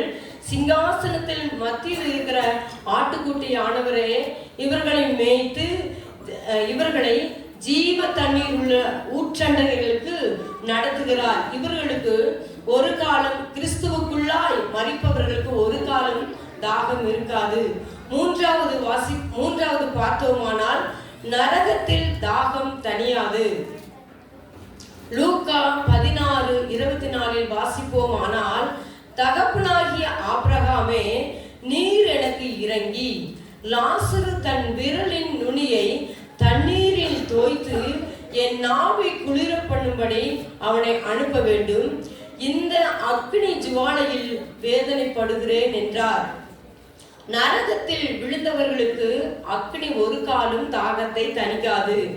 அக்னியில் வேதனைப்படுகிறவன் எவ்வளவுதான் தண்ணீர் குடித்தாலும் அவனுக்கு மீண்டும் மீண்டும் தண்ணீர் தாகம் எடுத்துக்கொண்டேதான் இருக்கும். அவனுக்குள்ள தாகம் மீண்டும் எடுத்துக்கொண்டேதான் இருக்கும். அவன் நாவை ஒருவராலும் குளிர பண்ண முடியாது. 4வது தாகம், பரதீசியில் தாகம் இல்லை. லூக்கா 23:43 வாசிப்போமானால், இயேசு அவனை நோக்கி, இன்றைக்கு நீ என்னுடனே கூட பரதீசில் இருப்பாய் என்று மெய்யாகவே உனக்கு சொல்லுகிறேன் என்றார். பரதீசில் இருப்பவர்களுக்கு வருத்தம் இல்லை, கண்ணீர் இல்லை, கவலை இல்லை, வேதனை இல்லை. ஏனென்றால் அந்த ஆத்துமா இளைப்பாரி தேவனை மகிமைப்படுத்தி எப்பொழுதும் தேவனை துதித்து கொண்டே இருக்குமா. அந்த ஆத்மாவுக்குள்ள ஜீவ தண்ணீர் உள்ள நதிகள் ஓடும். கடைசியா என் அன்பு சகோதர சகோதரர்களே, நாமும் அப்படி கர்த்தருடைய வருகைக்கு காத்திருக்கிற நாம் கரையற்றவர்களும் பிழையற்றவர்களும் சமாதானத்தோட அவருடைய சந்நிதிக்கு காணப்படும்படியாக பரிசுத்த நடக்கையும் தேவ பக்தி உள்ளவர்களுமாய் இருந்து கிறிஸ்து எப்படி வேத வாக்கியம் நிறைவேறத்தக்கதாக தாகமா இருக்கிறேன் என்று சொன்னாரோ, அதே போல நாமும் ஒவ்வொரு அழிந்து போகிற ஆத்மாக்களுக்காய் நாம் தாகத்தோடு உள்ளத்தின் ஆழத்திலிருந்து ஒவ்வொரு அந்த அழிந்து போகிற ஆத்மாக்களுக்காய் நம்ம கண்ணீரோடு செபிப்போமானால் அந்த ஒரு ஆத்மா நம்ம கண்ணீர் சிந்தப்படுறது ஒரு ஆத்மா எங்கேயோ இருக்கிற அந்த ஒரு ஆத்மா ரட்சிக்கப்படும். நாம் ஒவ்வொருவரும் அந்த ஆத்மாக்களுக்காக ஊக்கத்தோடு ஜெபிப்போம். ஆமென்.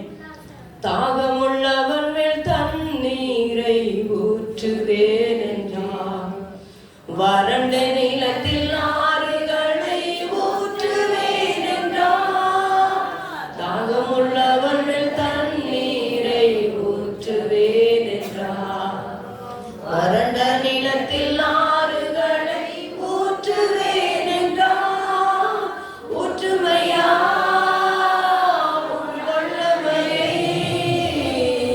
தாகத்தோடு காத்திருக்கிறேன். ஊற்றுமையா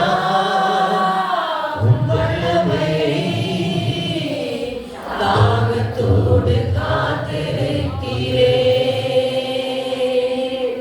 இளைஞர் மேலும் முதியோர் மேலும் ஊற்ற வேண்டுமே, கனவுகள் காட்சிகள் காண வேண்டுமே. இளைஞர் மேலும் முதியோர் மேலும் ஊற்ற வேண்டுமே, கனவுகள் காட்சிகள் காண வேண்டுமே. ஊற்றுமையா வல்லமையே, தாகத்தோடு காத்திருக்கிறேன். நான் தாகத்தோடு காத்திருக்கிறேன். கர்த்தர் தாமே இந்த வார்த்தைகள் கொண்டு உங்களை என்னை ஆசீர்வதிப்பாராக. கரங்களை உற்சாகமாக தட்டி மிக அழகாக தாக்கமாக இருக்கிறேன் என்ற வார்த்தையை போதித்த அன்பு சகோதரிக்கு இயேசுவின் நாமத்திலே வாழ்த்துதலை கூறிக்கொள்ளும். இயேசு கிறிஸ்துவானவர் ஏன் அந்த தாக்கமாக இருக்கிறேன் என்று சொன்னார். ஆத்துமாக்கள் மேல் அவருக்கு உள்ள தாக்கம். நாம் அவரது தாகத்தை தீர்க்க வேண்டும் என்று சொன்னால் அவரது பிரமாணங்களான நீங்க உலகம் எங்கு போய் என் வார்த்தைகளை பிரசங்கித்து பிதா குமாரன் பரிசுத்த ஆவியின் நாமத்தினாலே ஞானஸ்தானம் கொடுங்கள் என்ற பிரமாணங்களை நிறைவேற்றுவது தான் அவரது தாகத்தை தீர்ப்பது. ஆமென். அல்லேலூயா. இது அழகாக பேசின அன்பு சகோதரிக்கு இயேசுவின் நாமத்திலே நான் வாழ்த்துதலை கூறிக்கொண்டு தேவன் இந்த 6வது வார்த்தையை எனக்கு பேசக்கூடிய ஒரு நல்ல தருணத்தை கொடுத்ததற்காக அவருக்கு நான் நன்றி செலுத்துகிறேன். ஹல்லேலூயா. ஒரு நிமிடம். முள்ளின் முடியும் செவ்வங்கி அணிந்தும் கால் கரங்கள் ஆணிகள் பாய்ந்து, முள்ளின் முடியும் செவ்வங்கி அணிந்தும் கால் கரங்கள் ஆணிகள் பாய்ந்து, குருதி வடிந்தவர் தொங்குகிறார் வருந்தி அழைப்போரை மீட்டிடவே. குருதி வடிந்தவர் தொங்குகிறார் வருந்தி அழைப்போரை மீட்டிடவே.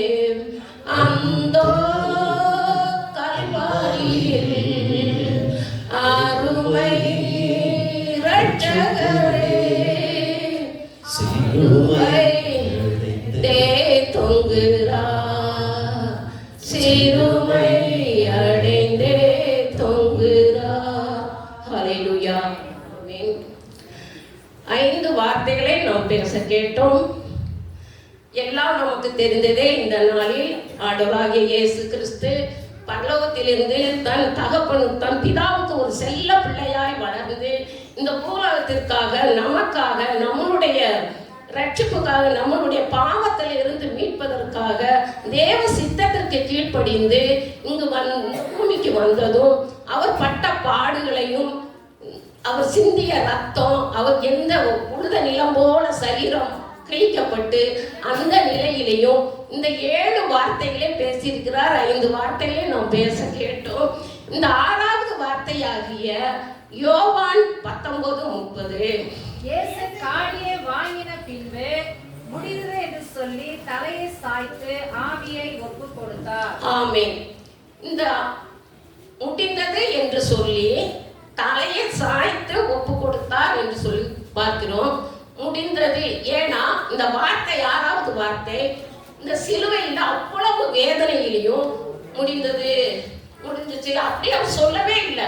வெற்றி முழக்கத்தோடு மிகவும் சத்தமாக, மிகவும் ஆர்ப்பரிப்போடு என் வேலை முடிந்தது, தேவனுடைய சித்தத்தை நான் நிறைவேற்றி முடித்து விட்டேன் என்று சொல்கிறார். அல்லேலூயா. ஆவியானவர் இந்த வேதனையிலையும் வெற்றி முழக்கத்தோடு யாரை பார்த்து சொன்னார்? தன்னை மிகவும் எவ்வளவு வேதனைப்பட்டு நம்மை சிறுமை அடையப்பட்டு காரி துப்பி அவமான நிந்தையெல்லாம் அடைந்த அந்த மனிதர்கள் தான் சுற்றிலும் நிற்கிறார்கள். அவரை சுற்றி வேடிக்கை பார்த்து கொண்டிருக்கிறார்கள். என்ன பார்த்து கொண்டிருக்கிறார்கள்? இவன் கதை இதோட முடிஞ்சு. அவங்க சொல்றாங்க, அவங்க உள்ளத்தில் நினைச்சிருக்கலாம் இவன் முடிந்தது. ஆனால் என் தேவன் அவர்களை பார்த்து சொல்கிறார், முடிந்தது, என் தேவ சித்தத்தை நான் இந்த பூமியில் நிறைவேற்றி முடித்து விட்டேன் என்று அவர் மிகவும் சத்தமாக, உரக்க சத்தமாக தான் சொல்கிறார். இந்த முடிந்தது என்ற வார்த்தை இந்த 7 வார்த்தைகளிலும் மிகவும் சின்ன வார்த்தை, 5 எழுத்துக்களை கொண்டதுதான். தமிழில் மூடி இருந்தது 5 வார்த்தை தான். ஆனா நீங்க நல்லா பாருங்க, இந்த 7 வார்த்தையிலும் இதுதான் சின்ன வார்த்தை. ஆனா ஆழமான சத்தியம் நிறைந்த வார்த்தை இந்த முடிந்தது. நாம் ஒவ்வொருவரும் அதை சிந்தித்து பார்க்கும் பொழுது மிகவும் நம்ம உட்கார்ந்து தியானித்து பார்த்தோமானால் நமக்கு மிகவும் இது பிரயோஜனமாக இருக்கும். இந்த முடிந்தது என்ற வார்த்தை எப்படி சொல்லுவோம்? ஒரு வேலையை பரிபூரணமா செய்து முடிச்சுட்டா ஒரு திருப்தி, முடிஞ்சிச்சு அப்படின்னு சொல்லலாம். நம்ம மனிதர்கள் நம்ம அனுப்புறதுக்குள்ள நம்ம பேசிக்கொள்வோம். ஒரு எஜமா ஒரு வேலையை கொடுத்தா வேலையெல்லாம் நம்ம எஸ்டேட்ல தான் வேலை செய்யறோம், எல்லாம் பார்க்கிறோம், ஒரு டாஸ்க் கொடுப்பாங்க, அந்த வேலையை செய்து முடிச்சாச்சு அப்படின்னு சொல்லிடுவோம். அதே மாதிரி ஒரு சிற்பி ஒரு சிலையை எடுத்தான்னா அதை அவன் ஞானமா அந்த சிலையை ரொம்பவும் கவனமா எல்லாம் நுணுக்கமா ஒரு கல்லை எடுத்து அவன் சிற்பி செய்து அதை முடித்து விட்டு முடிந்தது என்று அவன் சொல்லிடுவான். இது நம்ம. ஆனா ஆண்டவர் இயேசுப்பா என்ன சொல்றாருன்னா, என் பிதா சொன்ன வேலை அத்தனையும் நான் முடித்து விட்டேன், நிறைவேற்றி விட்டேன் என்று மிகவும் சத்தமாக வெற்றி முழக்கத்தோடு அவர் சொல்கிறார். இந்த வார்த்தையை, இந்த முடிந்தது என்ற வார்த்தை இங்கிலீஷ்ல சொன்ன இட் இஸ் ஃபினிஷ்ட் சொல்லிடலாம். ஆனா அதே வார்த்தையை கிரேக்க மொழியில சொல்லணும்னா 10 எழுத்துக்கள் டெட்டஸ்டாய், TETELESTAI டெட்டஸ்டாய் சொல்லிடலாம். ஆனா அதே வார்த்தை எபிரேய மொழியில நிஷ்லா என்று இருக்குது. அதே வார்த்தை அது இன்னும் சில பிரதிகள்ல குல்லா. இதற்கெல்லாம் என்ன அர்த்தம்னா முடிந்தது, எல்லாவற்றையும் நிறைவாக செயலாற்றி முடிந்ததற்கு தான் இந்த வார்த்தை முடிந்தது என்று. நாம் அப்படி எந்த வார்த்தையாவது ஒன்னா செய்யறோமா? நம்ம கொடுத்த வேலையில நான் அவ்வளவு திருப்தியா செய்யறதில்ல, ஏதோ ஒரு அறவுரையா. ஆனா நாம் அதை முடிந்தது என்ற வார்த்தையை ரொம்ப கவனமா நம்ம சிந்திச்சு பார்க்கிறோம். இந்த வேதனைகளையும் ஆண்டவர் 7 வார்த்தைகளையும் பேசியிருக்கிறார். அந்த 6வது வார்த்தைய மிகவும் சத்தமாகத்தான் சொல்லியிருக்கிறார் என்று நாம் பார்க்க முடியும். ஒரு மனிதன் ஒரு மனிதன் எப்பொழுதும் செய்ய முடியாததை மரணத்தின் மூலம் தான் நம்ம இயேசு செய்து முடித்தார். மரணத்தின் மூலம் தான் அவர் செய்து முடித்தார். சிலுவையில் 6வது வார்த்தை என்று நாம் சொல்லும் பொழுது அதுல நமக்கு சில நன்மைகளும் உண்டாயிருக்கிறது. என்னென்ன நன்மைகள் என்று கூட கொஞ்சம் பார்க்கலாம் சுருக்கமா. பாடுகளை பற்றி உரைக்கப்பட்ட வசனங்கள் நிறைவேறின. 1 லூக்கா 24:25, சங்கீதம் 22, ஏசாயா 53, 1 பேதுரு 1:11 பார்க்கலாம். 2வது சாத்தான் தோல்வி அடைந்தான். யோவான் 12:31, கொலோசியர் 2:14, எபேசியர் 2:44 பார்க்கலாம். மற்றும் யூதர் மற்றும் புறவினர் பார்க்கிறோம். 4வது அதுலயும் எபேசியர் 2:14 பிதாவாகிய தேவனிடம் செல்லும் பாக்கியம் நமக்கு கிடைத்தது. இந்த முடிந்தது என்ற வார்த்தையில் அவர் இந்த பூமிக்கு வந்து அவர் எல்லாருடைய காரியத்தை முடித்து விட்டதற்கு அப்புறம் கிடைக்கிற நன்மைகள் இது. பிதாவாகிய தேவனிடம் நாம் நேரடியாக செல்லும் பாக்கியம் நமக்கு கிடைத்திருக்கிறது. 5வது மரணத்தை அழித்தார். மரணத்தின் ஆட்சி முடிவுக்கு கொண்டு வரப்பட்டது. அது ரோமர் 6:9, 8:2, எபிரேயர் 2:14 பார்க்கலாம். 6வது பாவத்தின் வல்லமை அகற்றப்பட்டு விட்டது. ரோமர் 6:1-23, ரோமர் 8:2, 1 கொரிந்தியர். 7வது கீழ்ப்படிதல் முறை என்ற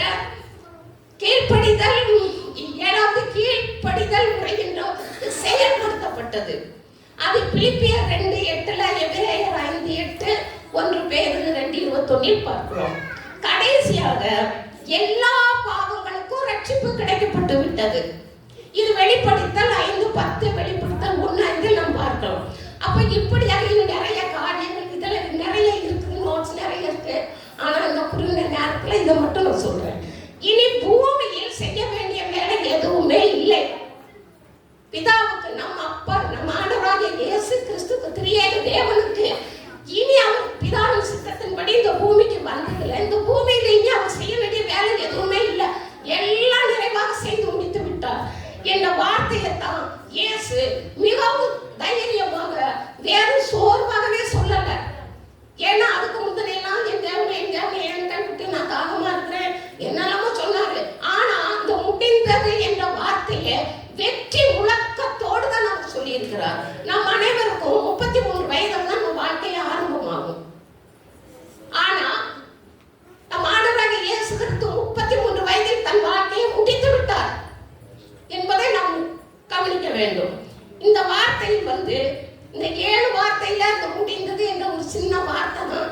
அதுல ஆழமான ஒரு ரகசிய ஒரு வார்த்தை, கருத்துக்கள், மிகவும் நம்மளை ஆழமா சிந்திக்கக்கூடிய கருத்துக்கள் இருக்கிறது.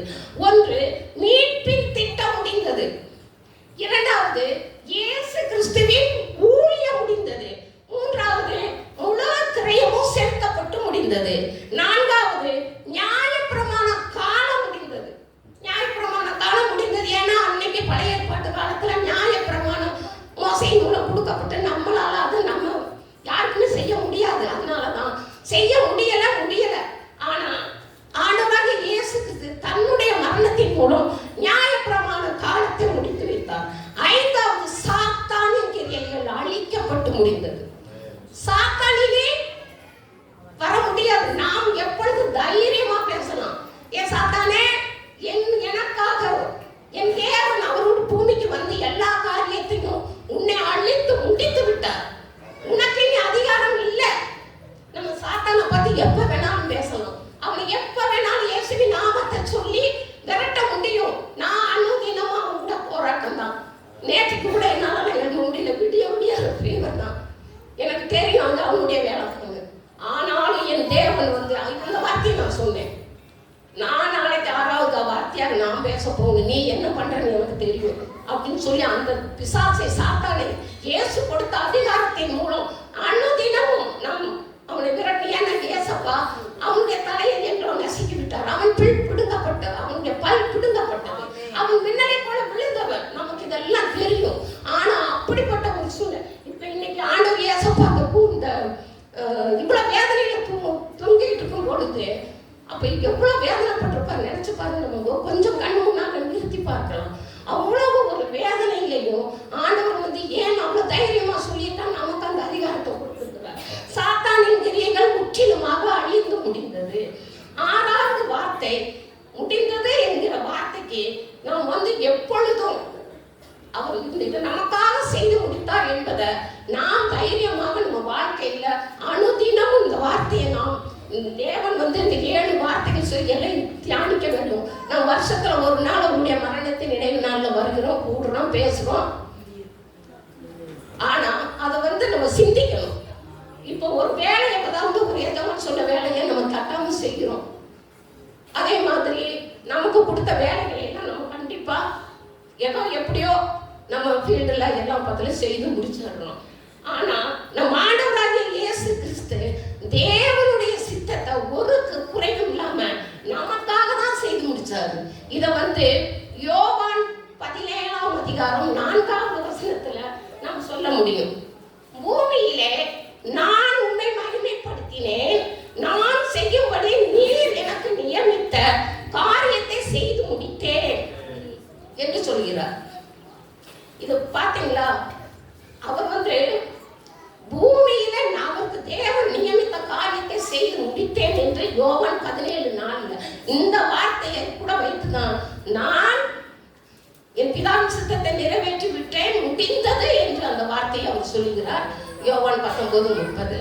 அப்போ ஒரு நிமிஷம் பார்க்கணும். லூக்கா 13 நாம் பார்க்கணும்னா ஆண்டவராகிய இயேசு கிறிஸ்து அந்த ஊழிய நாட்கள் அந்த அதிகாரத்துல கூட ஒரு கூனி அவங்கள கூட இந்த தொட்டு ஆசீர்வதித்து நல்லா நிமிடம் செய்தார். அதுக்கிடையில சில உபதேசங்களை சொல்லி கொண்டு வருகிறார். அப்படி அந்த ஊழியத்தை செய்யும் பொழுது யோவான் 13:31 பார்க்கலாம். அவர் ஊழியத்தை செய்யும் பொழுது சில பேர் பரிசேயர் ஏதாவது உன்னைய கொலை செய்ய தேடிட்டு இருக்கணும், நீ போயிரு அப்படின்னு சொல்லி சொல்றாங்க.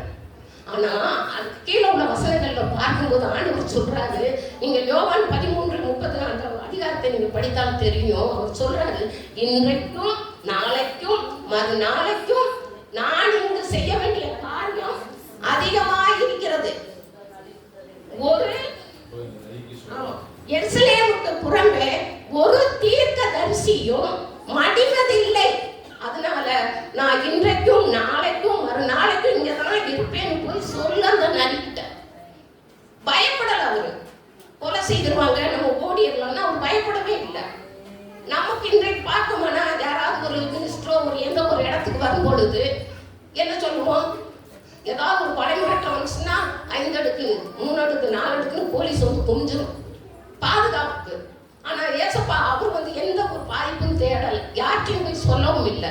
தைரியமா சொன்னாரு, நான் இங்கதான் இருப்பேன், என் பிதா சொன்னதை நிறைவேற்றி முடிக்க வரைக்கும் நான் இந்த இடத்துல தான் இருப்பேன், ஒரு தீர்க்கதரிசி கூட மடிந்து போக கூடாது அப்படின்னு தைரியமா சொல்லித்தான் முடிந்தது என்று அவர் சொல்லுகிறார். அவர் இப்ப இந்த அளவுக்கு தேவன் நமக்கு எல்லா விதத்திலையும் ஆவியானவர் நம்முடைய பாவத்தை விட்டு நம்மளை மீட்க தேவன் இவ்வளவு அவமானப்பட்டார், இவ்வளவு நிந்திக்கப்பட்டார். மிகவும் சோர்வுற்ற நிலையில நாங்களும் சரி முடிந்தது என்று சொல்ற வார்த்தை ரொம்ப சோர்வாக தான் சொல்லியிருப்பார். ஆனா இந்த முடிந்தது என்ற வார்த்தையை பேசுவதற்கு நான் எடுத்து தியானித்துக் கொண்டிருக்கும் பொழுதுதான் எத்தனையோ இடங்கள்ல பார்த்தேன். மற்ற சுவிசேஷங்களை ஒப்பிட்டு பார்க்கும் பொழுது வீர முழக்கத்தோடு வெற்றியோடு சொல்லியிருக்கிறார். ஏன்னா இந்த மனிதனை நாம் ஆதியாகமத்தில் பார்க்கும் பொழுது 6வது நாளில் தான் மனிதனை ஆண்டவர் படைத்தார். இந்த 6வது நாளில் படைத்த மனிதர்கள் முன்புதான் இந்த 6வது வார்த்தையை சொல்லுகிறார், முடிந்தது, என் வேலை முடிந்தது, உங்களுக்காக நான் அடிக்கப்பட்டு நொறுக்கப்பட்டு என் பிதாவின் சித்தத்தை நிறைவேற்றி முடித்தேன் என்று சொல்கிறார். ஹல்லேலூயா, ஹல்லேலூயா, ஆமென். இந்த ஒரு சிறு உதாரணம், ஏன்னா நம்ம ஆத்மா எவ்வளவு விலையேற பெற்றது என்று தேவன் நினைக்கிறார் என்பதற்காக ஒரு சின்ன ஒரு உவமையாக ஒன்றை சொல்கிறேன். ஒரு ஈரோப்பியன் ஒருத்தர் சில மிருகங்களை எல்லாம் அவருக்கு வளர்ப்பது ரொம்ப பிரியம். நாய், பூனை, முயல் அப்படி எல்லாம் சில சில மிருகங்களை எல்லாம் வளர்ப்பது அவருக்கு ரொம்ப பிரியம். அதற்காகவே ரெண்டு பணத்தை செலவழித்து சில ஆட்களை எல்லாம் வைத்து அவர்களை பராமரித்து கொண்டு அவர்களுக்கு வேண்டிய உணவு, பாதுகாப்பு, இதுக்கு ஒரு வெட்டினரி டாக்டர் இப்படி எல்லாம் வைத்துக் கொண்டு அவர் பராமரித்து வைத்துக் கொண்டிருக்கிறார். அப்போ அவர் சில வேலையாட்களையும் வைத்துக் கொண்டிருக்கும் பொழுது சாயந்தரமான வாக்கிங் போவாராம். போகும் பொழுது தமக்கு பிரியமான ஒரு மிருகத்தையும் கூட்டிகிட்டே போவாராம். கூட்டிட்டு இப்படி போகும் பொழுது ஒரு நாள் இவர் அப்படியே வாக்கிங் போயிட்டு இருக்கும் போது அங்க ஒரு சின்ன உருவம், ஒரு மிருகம், ஒரு பிராணி அங்க சாக்கடைக்குள்ள இருந்திருக்குது. ஆனா அவருக்கு என்னன்னு தெரியல. அப்ப இங்க வீட்டுக்கு வந்துட்டு அந்த வேலையாளை கூப்பிட்டு, இங்க வா, நான் இத்தனை மிருகங்களை வளர்க்கிறேன், ஆனா எனக்கும் என்னுடைய கண்ணுக்கு மறைவாக ஒரு மிருகம் இருக்கு, ஆனா நல்ல அழகா இருக்கு, ஆனா எப்படியாவது கூட்டிட்டு வாங்க. அப்ப அவங்க வேலைக்கார சொன்னாங்க, ஐயா உங்களுக்கு தெரியாது, அது பன்றி, அது நம்ம என்னதான் கூட்டி கொண்டு வந்து வைத்தாலும் அது மறுபடியும் அந்த சாக்கடைக்கு தான் போகும், அதனால அது வேண்டாம். இவன் ஏற்றாமா, நான் சொல்றதை நீ முதல் கேளு, எனக்கு அந்த மிருகம் வேணும், நீ கூட்டிட்டு வா, அது சாக்கடைக்குள்ள கிடக்குன்னு அதை அப்படியே விட்டுறக்கூடாது என்று சொல்லவும், இந்த ஆளுக்கு வேற வேலை இல்லைன்னு சொல்லிட்டு கூட்டிட்டு போய் அந்த பன்றி குட்டியை கூட்டிட்டு வந்து நல்லா வீட்டுல வந்து இங்க கொண்டு வந்ததான் வேலையால நல்லா குளிக்க வச்சு வாசனை திரவியத்தெல்லாம் போட்டு மிகவும் அழகாக வச்சாச்சு. இவருக்கு ஒரு திருப்தி, பரவாயில்ல நம்ம இத்தனை மிருகம் இது நம்ம கண்ணுக்கு மறைவா இருந்திருக்கேன், கூட்டிட்டு வந்து வச்சாச்சு, எல்லாம் செய்தாச்சு. 2 நாள் பன்றி இருந்தது. 3ஆவது நாள் இவர் என்ன பண்ணியிருக்காரு, இந்த பன்றி குட்டியை கூட்டிட்டு வாக்கிங் போயிருக்காரு. போகும்போது ஃப்ரெண்ட் எதிர வந்திருக்காரு. ஃப்ரெண்ட்ட பேசிட்டு இருந்து கொஞ்ச நேரம் பார்த்தா அந்த காணும், எங்க போச்சு அப்படின்னு சொல்லி பார்க்கும்போது அவ போய் மறுபடியும் அந்த சாக்கடைக்குள்ள தான் இருந்தா. இப்ப இவர்கிட்ட பாருங்க, இவ்வளவு தூரம் நம்ம சொல்லி செய்யணும், சரி ஏன் இந்த மாதிரி பண்ணுது, மறுபடியும் அந்த வேலையில கூட்டம். அந்த வேலையால் வந்து, ஐயா நான் தான் சொன்னேன் உங்களுக்கு தெரியாதா, நீங்க ஏன் இப்ப மறுபடியும் இப்படி, இல்லப்பா அதை இப்படியே விட்டுறக்கூடாது, அதான் நம்ம எப்படியாவது கொண்டுட்டு வந்து நம்ம கூட வந்து நம்ம அன்புல வளர்க்கணும், அதை சொல்லி கொடுக்கணும் அப்படின்னு சொல்லி கூட்டிட்டு. அப்போ மறுபடியும் கூட்டி கொண்டாந்து வச்சாச்சு. அப்போ இவருக்கு காலையில இவர் வெளியில சேர போட்டு உட்காந்துட்டு ரொம்ப திங்க் பண்ணிட்டே இருக்காரு, யோசனை பண்ணிட்டே இருக்க, அவளை இப்படி பண்ணிச்சேன் அப்படி. அந்த நேரம் என்னைக்கும் அடிக்கடி வந்துற வெட்டினரி டாக்டர், ஏன்னா இவர் மிருகங்களை வளர்க்குறவர். அப்ப அங்க வந்து அவர் வந்திருக்கிறாரு. அவர் வந்த உடனே, சார் என்ன நீங்க ரொம்ப சோகமா இருக்கீங்க, ஒய்யாரிச்சா அப்படின்னு கேட்டிருக்காரு. அப்ப எப்படி சொன்னாரா, நான் இப்படி புதுசா ஒரு மிருகத்தை கொண்டு வந்தேன், அது ஏன் பேச்ச கேட்க மாட்டேங்குது, இப்படியே ஓடுது அப்படின்னு சொல்லவும், சரி அதை கவலை விட்டுருங்க, நாளைக்கு இந்த மிருகத்தை இந்த நீங்க சொல்றீங்கல்ல இந்த பன்றியும் ஒரு குதிரையையும் இவங்க கூட அனுப்புங்க அப்படின்னு அவர் கூட்டிட்டு போயிட்டார். அதே மாதிரி அனுப்பியாச்சு. இவருக்கு எப்படியாவது இந்த பன்றி நல்லா கூட்டிட்டு போயிட்டு மறுபடியும் அங்க என்ன நடந்துச்சு தெரியாது, இவர் இருக்கிறாரு. மறுபடியும் பன்றி வந்துருச்சு, வீட்டுக்கு கூட்டிட்டு இருந்தாங்க, படிச்சுட்டே நல்ல ஜீவனோடு. ஆனால் அங்க வந்து பார்த்தா அதுக்கப்புறம் அந்த பன்றி எங்கேயுமே போகலைங்க, காலையை சுத்தி சுத்தி வரலாம். என்ன காரணம் பார்த்தா அங்க தியேட்டர்ல அறுவை சிகிச்சை நடந்திருக்கிறது. குதிரையின் இருதயத்தை எடுத்து இந்த பன்றிக்குள் வைத்திருக்கிறார்கள். அப்ப குதிரைக்குள்ள உருவம் தான், ஆனா அங்க இருதயம் மாற்றப்பட்டு விட்டது. அந்த சாக்கடை, அந்த பாவம், அந்த பன்றிக்குண்டான அத்தனை குணாதிசயங்களும் மாறிவிட்டது. ஏனென்றால் இந்த இருதயம் மாற்றப்பட்டு விட்டது. இதுதான் நம்மளுடைய வளம். நம்ம வாழ்க்கையிலும் ஆண்டவர் பிரியப்படுகிறார். இந்த ஆத்மா மிகவும் பிரயோஜனமானது, மிக பரிசுத்தம் அடையணும். இந்த பாவத்துக்குள்ள இருக்கிற ஆத்மா கண்டிப்பாக மீட்பு பெறணும். இதற்காக வேண்டித்தான் நம் தேவாதி தேவன் நமக்காக எல்லாவற்றையும் முற்றிலுமாக செய்து முடிந்தது என்று சொல்கிறார். மிகவும் ஆர்ப்பரிப்போடு சொல்கிறார். இந்த 6வது வார்த்தை ஆர்ப்பரிப்பு. இப்படியாக தேவாதி தேவன் எனக்கு கொடுத்த பெரிய தருணத்திற்காக நான் மிகவும் துதிக்கிறேன், நன்றி சொல்கிறேன். இந்த வார்த்தை உங்களுக்குள்ளாக கிரிய செய்யும் என்று நான் நம்புகிறேன். ஹல்லேலூயா, ஆமென். கரங்களை தட்டி உற்சாகப்படுத்தலாம். மிக தெளிவாக அழகாக முடிந்தது என்ற வார்த்தையை பேசினார். அவர் ஒரு வார்த்தையை எம்பசைஸ் பண்ணி வலியுறுத்தி சொன்னார். அது முடிந்தது என்று சாதாரண சொல்லல, அது வீர முழக்கம் என்பதால். ஆமென். யோவான் 3:16 தேவன் தம்முடைய ஒரே பேரான குமாரனை விசுவாசிக்கிறவன் எவனோ அவன் கெட்டு போகாமல் நித்திய ஜீவனை அடையும்படிக்கு அவரை தந்தருளி உலகத்தில் அன்பு கொண்டார். அப்ப பிதா தனக்கு கொடுக்கப்பட்ட ஆமென். கடைசியாக 7ஆம் வார்த்தையான பிதாவே உம் கைகளில் என் ஆவியை ஒப்புவிக்கின்றேன் என்ற வார்த்தையை சிஸ்டர் அனிதா அவர் பேச வராங்க. கரங்களை தட்டி அவர்களை உற்சாகப்படுத்தலாம். நாம் ஜெபிப்போம்.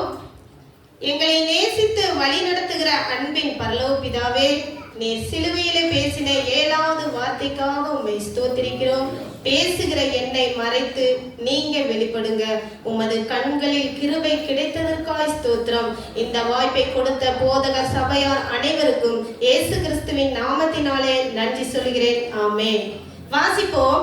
லூக்கா எழுதின சுவிசேஷம் 23ஆம் அதிகாரம் 46வது வசனம்.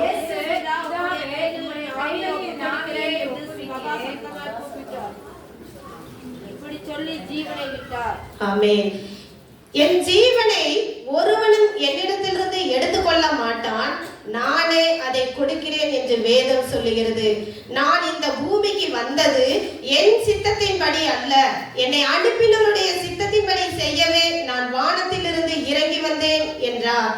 உங்களையும் என்னையும் ரட்சித்து மீட்டு அவரோட கூட சேர்க்கும்படியாக தன்னை பிதாவின் சித்தத்திற்கு முழுமையாய் அர்ப்பணித்தார் என்று பார்க்கிறோம். கிறிஸ்து நமக்காக தம்மை தேவனுக்கு சுகந்த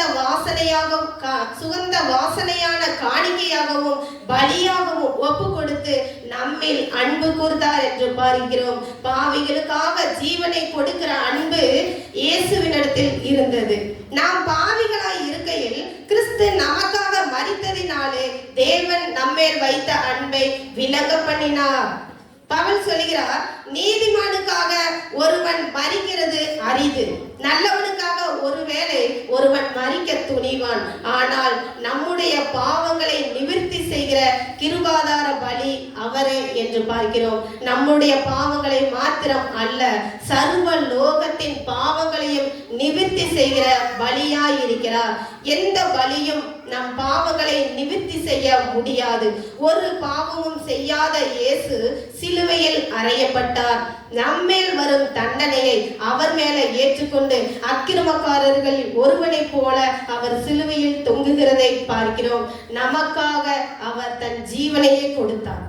அவருக்காக நாம் என்ன செய்ய வேண்டும்? அதைத்தான் இந்த சிலுவை தியானத்துல நாம் கற்றுக்கொள்கிற ஒரு காரியமாய் இருக்கிறது. 3 காரியத்தை பார்ப்போம். முதலாவது, கிறிஸ்துவுடனே கூட சிலுவையில் அறையப்பட வேண்டும்.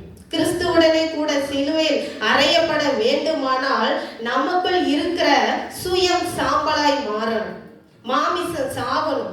பொன்னையும் பொருளையும் விரும்பாமல் இந்த மண்ணின் வாழ்வை வெறுத்து இவை எல்லாவற்றையும் சிலுவையில அறையும் பொழுது கிறிஸ்து நமக்குள் பிழைக்கிறார் என்று அர்த்தம். இதைத்தான் பவுல் சொல்லுகிறார். கலாத்தியர் 2ஆம் அதிகாரம் 20ஆம் வசனத்துல, கிறிஸ்துவுடனே கூட சிலுவையில் அறையப்பட்டேன், ஆயினும் பிழைத்திருக்கிறேன்.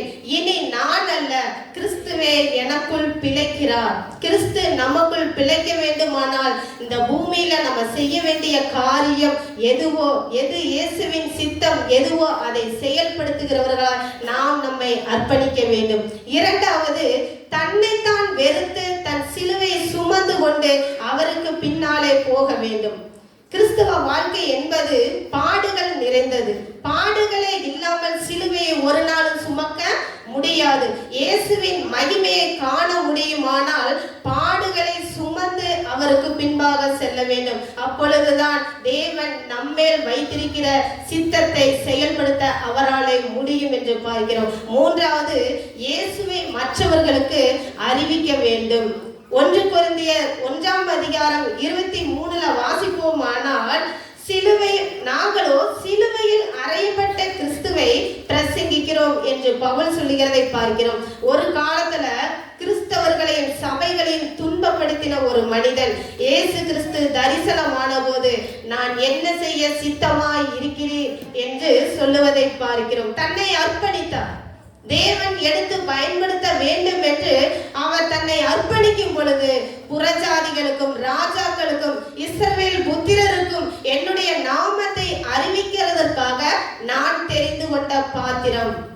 அவன் என்னுடைய நாமத்தின் நிமித்தம் எவ்வளவாய் பாடுபட வேண்டும் என்பதை நான் அவனுக்கு காண்பிப்பேன் என்றார். கிறிஸ்து தேவனுடைய குமாரன் என்று ஆலயங்களில் பிரசங்கித்தார் என்று பார்க்கிறோம். இவரே கிறிஸ்துவென்று திருஷ்டாந்தப்படுத்தி யூதர்களை கலங்க பண்ணினார் என்று பார்க்கிறோம். மாத்திரமல்ல, ராயனுக்கு முன்பாக போய் நின்றார். ராயன் யார் என்றால் பேரரசன். அந்த பேரரசனுக்கு முன்பாக போய் நின்று உயிர்த்தெழுந்த இயேசுவை கிறிஸ்து என்று அவரை குறித்து அங்கே அவர் அறிவிக்கிறதை குறித்து நாம் பார்க்கிறோம். 2 தீமோத்தேயு 4ஆம் அதிகாரம் 7-8ல வாசிப்போம். ஆனால் நல்ல போராட்டத்தை போராடினேன், ஓட்டத்தை முடித்தேன், விசுவாசத்தை காத்து கொண்டேன். இது முதல் நீதியின் கிரீடம் எனக்காக வைக்கப்பட்டிருக்கிறது. நீதியுள்ள நியாயாதிபதியாக கர்த்தர் அந்நாளிலே அதை எனக்கு தந்தருள்வார். எனக்கு மாத்திரம் அல்ல, அவருடைய பிரசன்னத்தை விரும்பும் யாவருக்கும் அதை தந்தருவார் என்று பவுல் சொல்லுகிறதை பார்க்கிறோம். கர்த்தரால் தெரிந்து கொண்ட பாத்திரம்தான் அவர். தேவன் அவரை எவ்விதமாய் எடுத்து பயன்படுத்தினார் என்று பார்க்கிறோம். நம்மை போல பாடுள்ள ஒரு மனிதனாய் இருந்தும் தேவ பலனை பெற்றுக்கொண்டு இந்த பூமியில நல்ல போராட்டத்தை போராடி ஓட்டத்தை முடித்து லக்கை அடைந்தார் என்று பார்க்கிறோம். அப்படி அடைந்த அவர் ஒரு பாடுள்ள ஒரு மனிதனாய் நம்மை போலதான் அவர் இருந்தார். அப்ப நம்மளும் இந்த உலகத்துல பாடுகளை குறித்தே நம்ம பேசிக்கொண்டு இராதபடிக்கு பிதாவின் சித்தம் எதுவோ உங்களை என்னை இந்த சபையிலே வைத்திருக்கிறார், நம்மை குறித்து தேவன் என்ன சித்தம் வைத்திருக்கிறார் என்பதை அறிந்து செயல்படும்படி நம்மை அவரிடத்துல ஒப்பு கொடுக்கும் பொழுது அவரே நம்மை எடுத்து பயன்படுத்துவார். முடிவு பரியந்தம் அரைகுறையாய் விட்டுட்டு போக மாட்டார். முடிவு பரியந்தம் நம்மை எடுத்து பயன்படுத்த அவரே வல்லவராய் இருக்கிறார் என்று பார்க்கிறோம். இந்த நாளில நம்மை அவரிடத்துல அர்ப்பணிப்போம். நம்மை அர்ப்பணிக்கும் பொழுது அவர் எடுத்து பயன்படுத்துவார். ஏன்னா நம்ம மாமிசம், நம்ம பலவீன பாண்டம் என்பது கர்த்தருக்கு தெரியும். ஆனா நம்மை முழுமையாய் அவருடைய கரத்துல ஒப்பு கொடுக்கும் பொழுது தேவன் எவ்விதமாய் எடுத்து பயன்படுத்துவார் என்று பார்க்கிறோம். அர்ப்பணிப்போமா? அர்ப்பணிப்போம். சிலுவையில் அறையுண்டேன், நான் சிலுவையில் அறையுண்டேன், சிலுவையில் அறையுண்டேன், நான் சிலுவையில் அறையுண்டேன். இனி நான் அல்ல இயேசுவே என்னில் என்றும் அவரை காட்டிடுவேன். இனி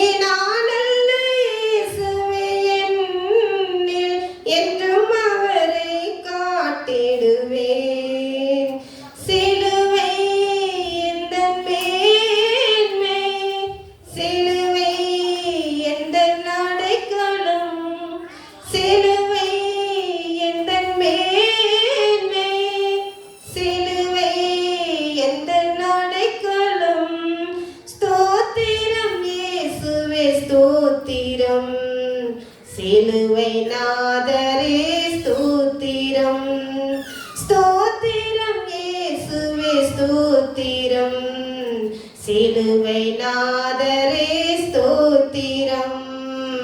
மேன்மை பாராட்டுவேன் நான், மேன்மை பாராட்டுவேனே, மேன்மை பாராட்டுவேன் நான், மேன்மை பாராட்டுவேனே. இயேசுவின் அன்பினையே மேன்மை பாராட்டுவேன், என் இயேசுவின் அன்பினையே மேன்மை பாராட்டுவேன். ஜெபம் செய்வோம். என் ராஜ்யம் இவ்வுலகத்திற்குரியது அல்ல, சத்தியத்தை குறித்து சாட்சி கொடுக்க நான் பிறந்தேன், இதற்காகவே இந்த உலகத்தில் வந்தேன் என்று இயேசு சொல்வதை பார்க்கிறோம்.